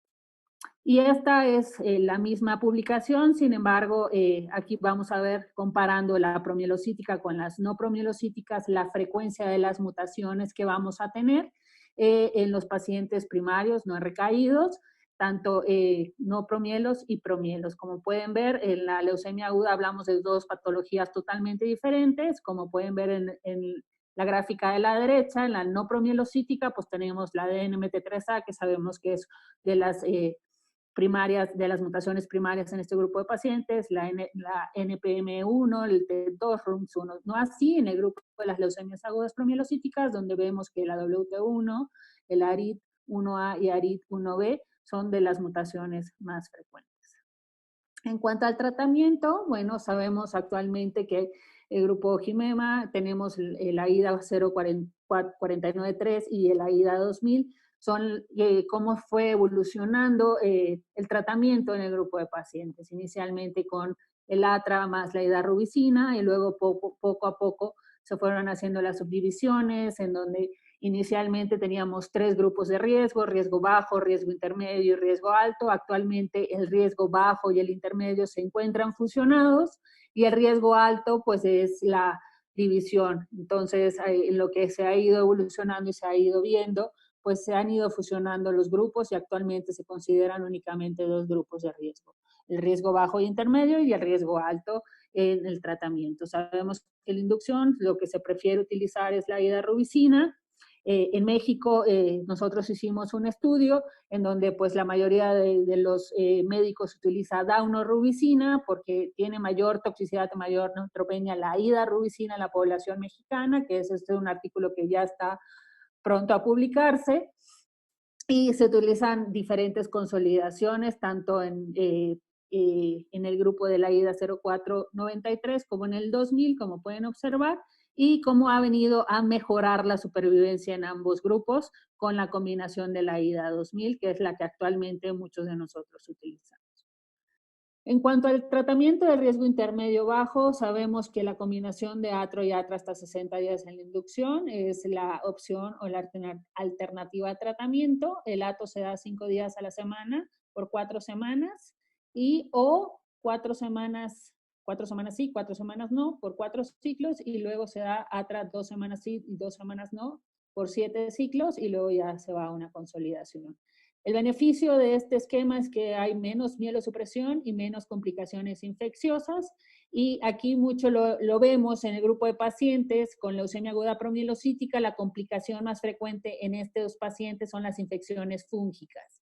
Y esto tiene mucha relación no solo por la patología de base, sino también el uso concomitante de esteroides de uso prolongado en este grupo de pacientes. Luego salió la publicación del New England Journal of Medicine, donde combina el atra con el ato, donde se vio que el esquema en combinación, tanto ellos lo utilizan 10 días no, y aquí hay diferentes opciones de aplicación en comparación con el atra y quimioterapia. Acá se vio que el ato-atra pues tiene mayores tasas de supervivencia libre de enfermedad versus el atra con quimioterapia. Sin embargo, la significancia estadística no tuvo significancia. En cuanto a los resultados de supervivencia, probabilidad de recaídas, pues no es algo tan importante ni tan frecuente. Sabemos que esta es una enfermedad que es muy sensible a quimioterapia, con tasas de respuestas tan altas que pueden llegar a ser hasta el 90%. Nosotros en nuestros pacientes ni siquiera les hacemos un aspirado de médula a la recuperación de la inducción. Con la pura clínica del paciente es suficiente para ver que el paciente pues entró en remisión, rompió la coagulopatía, y nosotros únicamente hacemos, y esta también es parte de las recomendaciones de los diferentes grupos, lo haces al diagnóstico, el aspirado de médula, confirmas la translocación, ya sea por FISH, por PCR, por lo que usted tenga, y si usted tiene FISH, lo puede seguir con FISH hasta que desaparezca la mutación, pero eso implica tener que hacerle aspirados. Lo que nosotros hacemos es, hacemos un PCR inicial, está positiva la translocación, damos la inducción, no le damos nuevo aspirado al paciente, nos esperamos hasta la primera consolidación, y todo lo que sigue después de la consolidación es puro PCR en sangre periférica. Este es un estudio fase 3 en donde utilizan tanto el ato con el atra, donde nuevamente nos hace ver que es un esquema no tóxico y que también en el riesgo alto puede ser una alternativa de tratamiento, donde al paciente lo vas a tener menos días hospitalizados, menos complicaciones, con menos tasas de recaídas y con una mejor supervivencia. Muchas de las guías actualmente te dicen, bueno, utiliza la inducción que tú tengas, pero la combinación de ato-atra, dependiendo del riesgo, te va a beneficiar mucho más que combinaciones con quimioterapia. En cuanto a toxicidad y seguridad, las combinaciones de atra con quimioterapia versus atra con ato, pues como pueden observar en las gráficas, este estudio nos demostró que las toxicidades son menores en el grupo de ato-atra que en el atra con quimioterapia. Y acá un poquito mencionan, podemos dar ato-atra sin importar el grupo de riesgo. Pues aquí se vio que pues no hay ningún grupo o ningún esquema que nos diga que es superior con significancia estadística, pero acá no te dice que el grupo de ato-atra no lo puedas dar en riesgo altos. Tenemos mayor supervivencia libre de eventos y menor tasa de recaídas sin diferenciación. También se han utilizado trióxido de arsénico en pacientes tanto en recaídas como, antes se comentaba, que esto es un punto que me gustaría mencionar, que los pacientes que estaban en recaídas, si le habías dado atra, ya no le deberías de dar atra nuevamente porque pues lo más probable es que no vayan a responder. La realidad es que hemos visto que no es así. Las guías recomiendan, si el paciente entró en remisión y le diste atra inicialmente, lo indicado es cruzar los tratamientos para que el paciente en el siguiente ciclo pueda recibir un esquema con trióxido de arsénico. La realidad es que con ato y atra estamos viendo muchísimo menos recaídas, y con este grupo de pacientes no hay como le puedes volver a dar esta combinación. Nada más tener cuidado que con el trióxido de arsénico debes de mantener un potasio por arriba de 4, magnesio por arriba de 1.8 y evitar medicamentos como la ciprofloxacino, el fluconazol y el ondansetron por el riesgo de prolongación del QT. Se sugiere utilizar o realizar un electrocardiograma al inicio del tratamiento y estar vigilando ante cualquier síntoma durante la infusión. También se ha hablado del Gentusumab en el grupo australiano en combinación con el esquema de hidarubicina o otros esquemas, que puede ser una opción igual de tratamiento en los pacientes con leucemia aguda promielocítica. Y las combinaciones con Gentusumab, que se han utilizado en combinación de ATO-ATRA, esto muchas veces lo utilizan como citorreductores. La realidad es que, como pueden ver en la parte de abajo de esta diapositiva, es un buen régimen. Sin embargo, no es superior a utilizar IDREA como citorreductor y pues es mucho más seguro y mucho más económico utilizar IDREA que el Gentusumab. Entonces, lo recomiendan, lo puedes utilizar, sin embargo, no te va a impactar ni va a cambiar tus curvas de supervivencia o recaída. El trióxido de arsénico, bueno, tenemos el grupo italiano-alemán, en donde ellos recomiendan utilizar 140 dosis a una dosis de 0.5 miligramos kilo día hasta obtener la remisión completa en la inducción. Y en las siguientes consolidaciones utilizar 0.25 o 0.30 miligramos kilo. Esto va a variar, depende de la literatura que nosotros leamos. Actualmente la mayoría utilizamos la dosis que tenemos en esta diapositiva. Nosotros utilizamos la dosis que tenemos aquí, 0.15 miligramos. Muy bien.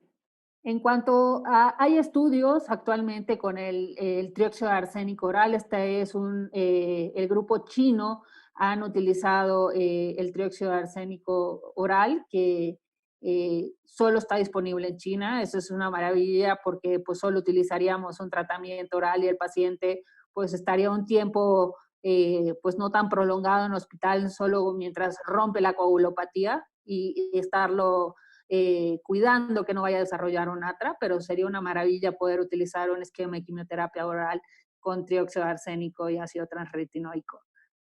Y este es un estudio donde se compara el ATO vía oral con el ATO y el ATRA IV, y no demostró inferioridad, que bueno, si logramos algún día obtener nuestras manos sobre ese ATO oral sería magnífico. Existen otras presentaciones este es el estudio del trióxido de arsénico oral, diferentes fórmulas como ellos lo utilizaron, en donde se puede observar que no hubo significancia estadística. Mucho se habla en cuanto a la profilaxis al sistema nervioso central, en donde muchos centros ni siquiera lo hacen y ni siquiera lo utilizan. La recomendación actual se tiene en la literatura que se debe utilizar profilaxis al sistema nervioso. Es poco frecuente que esta enfermedad tenga recaída, pero imagínense que sea una enfermedad curable y el paciente recaiga a sitio extramedular del sistema nervioso central, sería catastrófico. Esto sí puede ocurrir y esto representa que el paciente tenga una recaída. Es por ello que existe literatura recomendando, la única literatura que se tiene es del 98, pero es la única literatura que recomienda utilizar la profilaxis al sistema nervioso.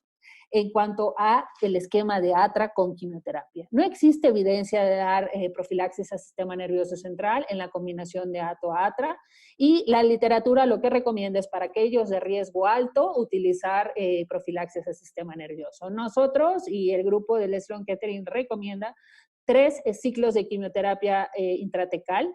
Puede utilizar metotrexate, 12.5 citarabina, ya sea si la da sola o combinada, pero sí dar esquema de profilaxis, 3 ciclos para riesgo bajo intermedio y 6 ciclos para riesgo alto. Esto se debe hacer una vez que el paciente haya obtenido la remisión completa y ya se encuentre fuera de coagulopatía, puede ser durante las consolidaciones o incluso en el mantenimiento. Estas son las gráficas de las recaídas en los pacientes con sistema nervioso central y la recomendación de dar la profilaxis al sistema nervioso central. Se ha visto que los pacientes de riesgo alto tienen mayor riesgo de recaída y pues lo que no deseamos y no hacerlo es cuando el paciente tenga leucocitosis ni en la inducción. Se debe de hacer una vez que el paciente esté en respuesta. ¿Cómo vamos a valorar las respuestas de los pacientes? Pues lo que les comentaba, sabemos que es una enfermedad bastante sensible, vale la pena estarle haciendo PCRs a cada rato del paciente, la realidad es que no. Una vez que demos la primera consolidación, podemos empezar a utilizar el PCR. A veces en la combinación del trióxido de arsénico con el atra se tarda un poquitito más la maduración, aquí hay que tener un poquito más de paciencia que cuando se utiliza con quimioterapia. Y la recomendación no es hacer médulas óseas a los pacientes de monitoreo. Solo una vez que ya estamos en seguimiento, si el paciente está en quimioterapia y son de riesgo alto, la indicación es hacer el PCR cada 3 meses. Pacientes de riesgo bajo, la indicación es no hacerla, no, el seguimiento es únicamente con estudios de sangre. Nosotros lo hacemos cada 6 meses en riesgo bajo y en riesgos altos cada 3 meses por PCR. Y es más sensible médula ósea, sin embargo, se ha visto que no hay diferencia si lo hacemos en sangre periférica o médula ósea. No hay ninguna necesidad de estar picando al paciente a cada rato para hacerle un aspirado para ver cómo está la translocación. Se puede hacer en sangre periférica sin ningún problema. ¿Cuáles son las diferentes alteraciones o los diferentes genes o rearreglos que pueden hacer que el paciente no tenga una respuesta a esta combinación de ATO-ATRA? Se ha visto que los arreglos que tenemos en la primera columna pueden hacer que el paciente sea sensible o que tenga pobre respuesta al tratamiento con la combinación de ATO-ATRA. En pocos lugares en el país se pueden hacer estas translocaciones, son poco frecuentes, sin embargo, se debería de hacer ante la sospecha de que el paciente reciba el tratamiento y no haya obtenido una respuesta. El mantenimiento sigue siendo un estándar en este grupo de pacientes cuando utilizamos la combinación con quimioterapia, no así en los pacientes que utilizan la combinación de ATRA con ATRO, no hay necesidad de darla en riesgo bajo. Sin embargo, en riesgos, cuando utilizamos quimioterapia con el ATRA, se tiene que seguir dando por 2 años, únicamente riesgos bajos utilizar el ácido transretinoico, 15 días, por 45 también es importante evaluar un ecocardiograma a los 2 años de haber terminado el tratamiento. Sabemos que los antracíclicos pueden ser cardiotóxicos, así como el ATRA. Es importante hacerlo uno basal al paciente y otro a los 2 años de haber recibido tratamiento. En el grupo de ATO y ATRA, el mantenimiento está en ensayos para ver si es necesario dárselo. Las recomendaciones actuales es no, una vez que terminaste el tratamiento con ATO-ATRA, ahí debe de continuar. Y existen otras presentaciones como el tamibarotene, que es un retinoide sintético en vez de el ATRA en pacientes de riesgo alto. Este es un estudio del tamibarotene en mantenimiento. En la recaída, ¿cómo lo debemos documentar? Debemos de tener 2 PCRs positivos con un intervalo de 4 semanas para poder decir que el paciente se encuentra en una recaída y como les comenté previamente, es importante hacer una terapia cruzada. Si al paciente le di ATRA, ahora le voy a dar ATO, o si le di ATO-ATRA, lo puedo volver a utilizar sin riesgo. Esta es una publicación, la única que tenemos en México, en grupos mestizos, donde sabemos que la incidencia de la leucemia aguda promielocítica por nuestra raza que es mayor, que es de 1997, donde la incidencia son aproximadamente 200 pacientes de toda América Latina y México.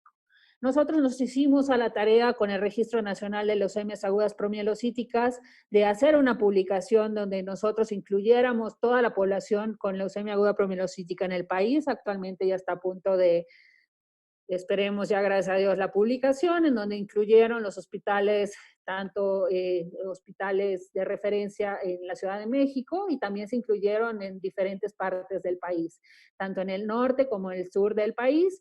Algo muy simpático que se comenté con los médicos hematólogos del norte del país es que ellos me decían que ellos no tienen tantas promielocíticas como el centro y el sur del país. Esto es algo bastante relevante porque pues sí tienen mucho de qué comparten los estados del norte con los Estados Unidos, y el centro y el sur es más un grupo mestizo, más mezclado, donde tenemos también pues las raíces tenemos afroamericanos, tenemos los mestizos, tenemos aztecas y todas los grupos étnicos y las mezclas en el país que podemos encontrar, donde tenemos un poquito más en el centro y el sur. ¿Cuáles son entonces las recomendaciones? Utilizar las medidas establecidas en la era de COVID, no bajar la guardia. Los pacientes tienen una enfermedad que es totalmente curable, es por ende que no se le debe de posponer ni suspender el tratamiento, se debe tratar con lo que se tenga, ya que esta enfermedad es una enfermedad que es totalmente curable.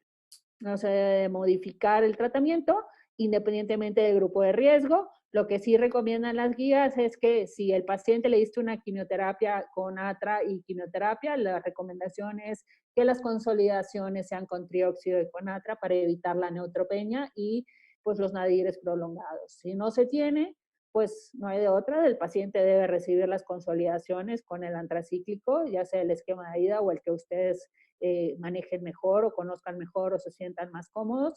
La combinación con quimio y atra va a depender de lo que cada quien escoja. Las guías de la NSSN pues recomiendan varios esquemas, el que más se sientan cómodos utilizando, ese va a ser la mejor opción. Se le debe dar todo el soporte transfusional a los pacientes, igual que la profilaxis antimicrobiana, por el riesgo de las complicaciones infecciosas, ya sea por bacterias, virus, neumocistis y hongos principalmente. Y acá les presento, ya tenemos las guías, yo no sabía, pero el grupo del 20 de noviembre, el grupo del general y el INCAN sacó las guías de recomendaciones en el manejo de la leucemia y mielodisplasia, en este caso en la era de COVID, y esperamos que ya en julio salga el esquema o la revista de hematología, la revisión de 4 hospitales, el 20 de noviembre, el general, nutrición y el INCAN, las recomendaciones para el manejo con leucemias agudas. Y pues nada más, no bajemos la guardia, sabemos que todos estamos cansados de esta pandemia, sin embargo, creo que pues todos estamos haciendo un gran esfuerzo, debemos de seguirnos cuidando y seguir comprometidos con nuestros pacientes. Lamentablemente tenemos muchas escaseces actualmente, pero bueno, no podemos no seguir trabajando por nuestros pacientes. Cualquier duda, cualquier pregunta, aquí les dejo mi correo y mi Twitter y encantada de resolver cualquier duda. Muchas gracias. Gracias, adiós.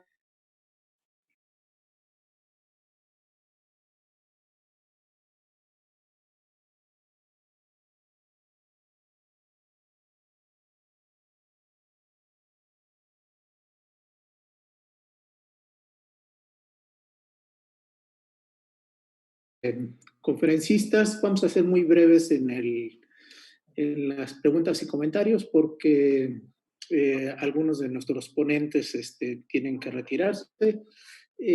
La primera pregunta es para la doctora Roberta, es con respecto a la infiltración al sistema nervioso central. ¿Qué terapia? Lo mencionaste, pero bueno, seguramente sigue quedando la duda acerca del manejo del paciente con leucemia promielocítica aguda que tiene infiltración.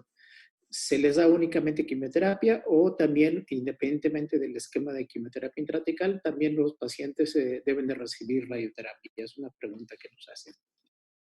Pues en realidad, la realidad es que no hay evidencia al respecto de nada. Lo que hay está extrapolado de lo que hacemos en leucemia linfoblástica aguda, que sabemos al menos que no con pura quimioterapia intratecal es suficiente, sino que se debe dar también tratamiento sistémico y pues lo que se sugiere en estos casos es pues dar predilección por dosis altas de citarabina, que sabemos que penetran al sistema nervioso central. Sobre si dar radioterapia o no, la realidad es que no hay ninguna evidencia ni ninguna recomendación precisa tampoco. Lo que nosotros hicimos es extrapolar lo que hacemos en leucemia linfoblástica aguda, que por recomendaciones también y con poca evidencia, si es pura afección leptomeningia, con pura quimioterapia intratecal puede ser suficiente, pero pues lo que muchos grupos hacen es que cuando hay afección a pares craneales se puede agregar también radioterapia por la poca penetración que puede llegar a haber de la quimioterapia intratecal. Ok, de acuerdo. Y para la doctora Nidia, en relación a lo del síndrome de Atra, la pregunta que nos hacen es ¿qué dosis hay que dar de dexametasona y por cuánto tiempo?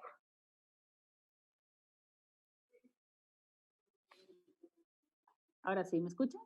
Sí, sí, adelante, doctora. La recomendación es para los pacientes que tienen leucocitosis o que son de riesgo alto mayor de 10,000 leucos, se debe utilizar la dexametasona.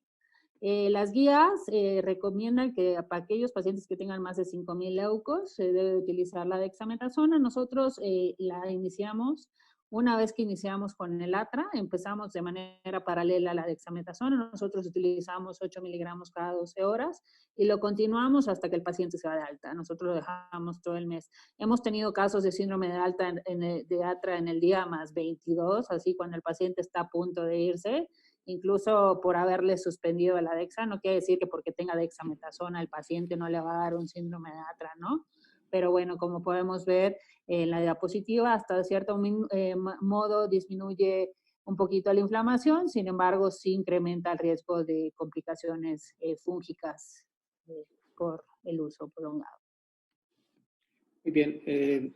Doctor Alejandro, la pregunta que resulta de tu presentación es que si en realidad a todos los pacientes que ingresan con leucemia aguda debería hacerse terapia profiláctica. Tú lo mencionaste, pero a lo mejor valdría la pena clarificar este score que ustedes están desarrollando. ¿Es sí, es no? ¿O con base a qué habría que dar terapia profiláctica con heparina, Alejandro? Bueno, en todos los estudios de profilaxis en cáncer y en todas las otras patologías han excluido pacientes con leucemia, entonces no hay absolutamente ninguna evidencia derivada de ensayos aleatorios. De manera general, los pacientes hospitalizados por condiciones médicas que no tengan contraindicaciones deberían recibir tromboprofilaxis, pero dentro de las contraindicaciones se incluye la presencia de trombocitopenia, que es sumamente frecuente en pacientes con leucemia aguda. Entonces, la mayor parte de estos pacientes no estarían en condiciones de recibir tromboprofilaxis. Lo más importante sería promover la movilización de estos pacientes, que no estén inmóviles. Ahora, las siguientes cosas de los estudios es que si tenemos pacientes en alto riesgo, probablemente esos sean los pacientes en los que tal vez se pudieran considerar esto, pero esto no lo puedo basar todavía en los scores de predicción, porque estos scores todavía tienen que ser validados. Y el siguiente paso sería hacer estudios de manejo en estas cohortes de pacientes. Entonces, de manera general, no es algo que se recomienda de manera global en todos estos pacientes. Lo que sí se puede hacer es que en aquellos pacientes, particularmente los que tienen una historia de trombosis venosas previas, en esos pacientes se tiene que tener una vigilancia mucho más cercana para evitar que no es nada raro que hace el paciente que tiene síntomas durante 10 días y que todo el mundo dice lo único que piensan es que se le inflamó una rodilla. Entonces, lo más importante es estar al pendiente de que los pacientes que puedan tener síntomas que indiquen la presencia de una trombosis se hagan los estudios correspondientes. Y en estos pacientes la sospecha clínica es lo más importante, porque en los pacientes hospitalizados los usos de sistemas de puntajes como el score de Ginebra o el score de Wells no sirven en pacientes hospitalizados. Y si tengo un momento, me gustaría aclarar una cosa nada más. Adelante, Alejandro.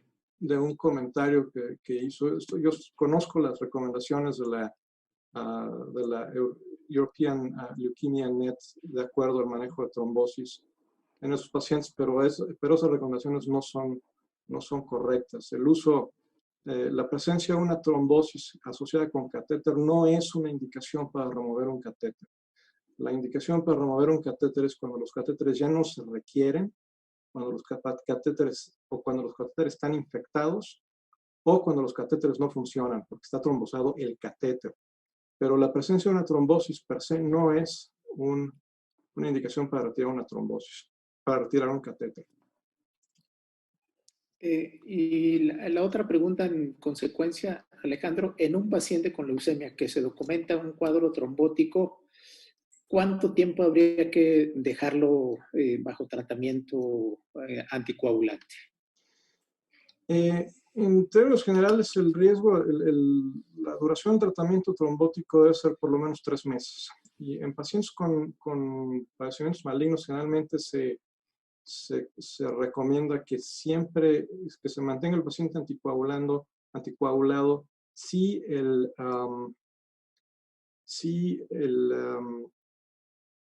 la patología subyacente sigue activa. Eso, por ejemplo, es muy fácil de evaluar en pacientes con tumores sólidos, por ejemplo, pacientes que tienen enfermedad metastásica, que sabes que no se van a curar. Y esto, en esos pacientes, generalmente la duración de la anticoagulación es indefinida, siempre y cuando no haya hemorragias u otro tipo de contraindicaciones. En el caso de pacientes con leucemia aguda es un poco más difícil, pero por lo menos tiene que ser 3 meses de anticoagulación. Si el paciente tiene una trombosis asociada con un catéter, tiene que mantenerse anticoagulado siempre y cuando, hasta durante el tiempo que el paciente tenga el catéter en su lugar. Si al paciente se le retira el catéter porque ya no lo requiere o por cualquier otra razón, se tienen que completar por lo menos 3 meses y nosotros lo que hacemos es mantenernos anticoagulados por lo menos otras 6 semanas después de que el catéter ya se retiró. Si los pacientes tienen trombosis que no son relacionadas con catéteres, el paciente terminó la leucemia, perdón, el esquema de inducción, recuperó sus cuentas plaquetarias y luego vuelve a ser ingresado al hospital para una consolidación, por ejemplo. Entonces, probablemente en esos pacientes sí se pueda utilizar tromboprofilaxis primaria, si ellos ya completaron el primer periodo de tratamiento, y se pueden utilizar dosis convencionales de tromboprofilaxis durante la admisión, durante el ingreso al hospital para la consolidación, pero no más allá de eso. Martita Azul, me llama mi paciente, por favor. Gracias.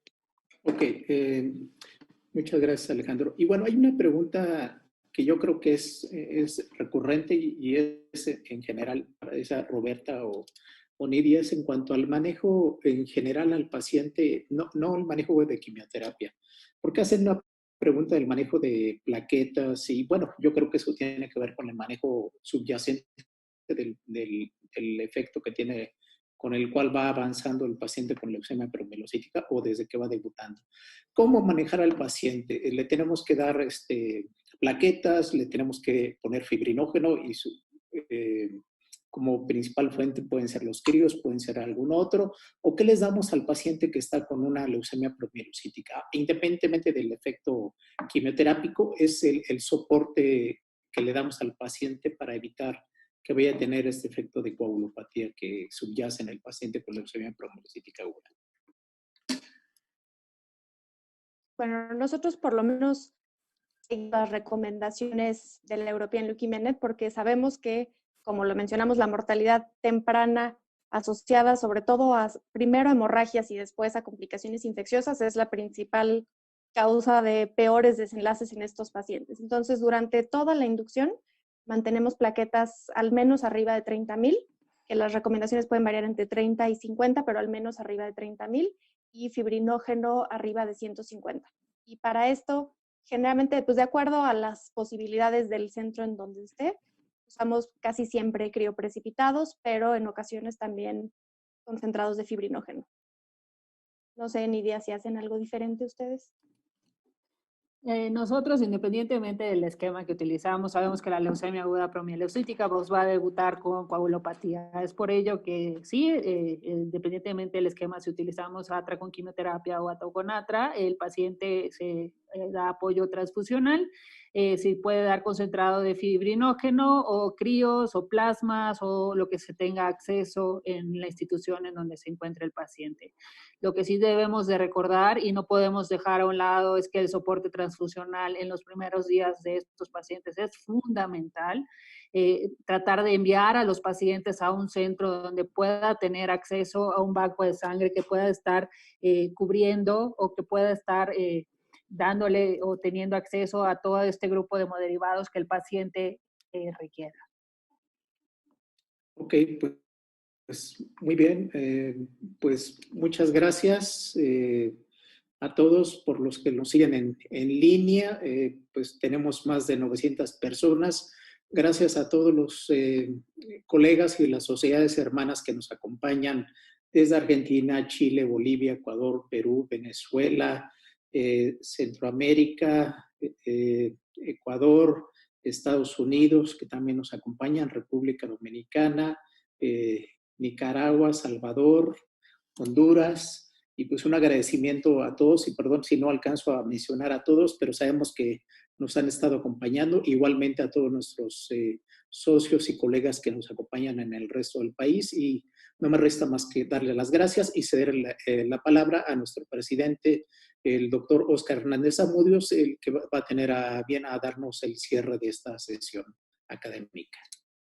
Muchas gracias, Carlos. Agradecerles a nuestros compañeros conferencistas su excelente exposición. Doctora de Michelis, doctora Zapata, doctor Lazo, muchísimas gracias por su tiempo. Y a todos los que nos están en línea, también agradecerles, Carlos, por tu apoyo y por la organización del evento. Y un agradecimiento al Grupo Destinos por el apoyo de la transmisión del evento. Muchísimas gracias y buenas tardes. Gracias. Muchas gracias. Buenas tardes, noches a todos. Hasta pronto. Don't let the sun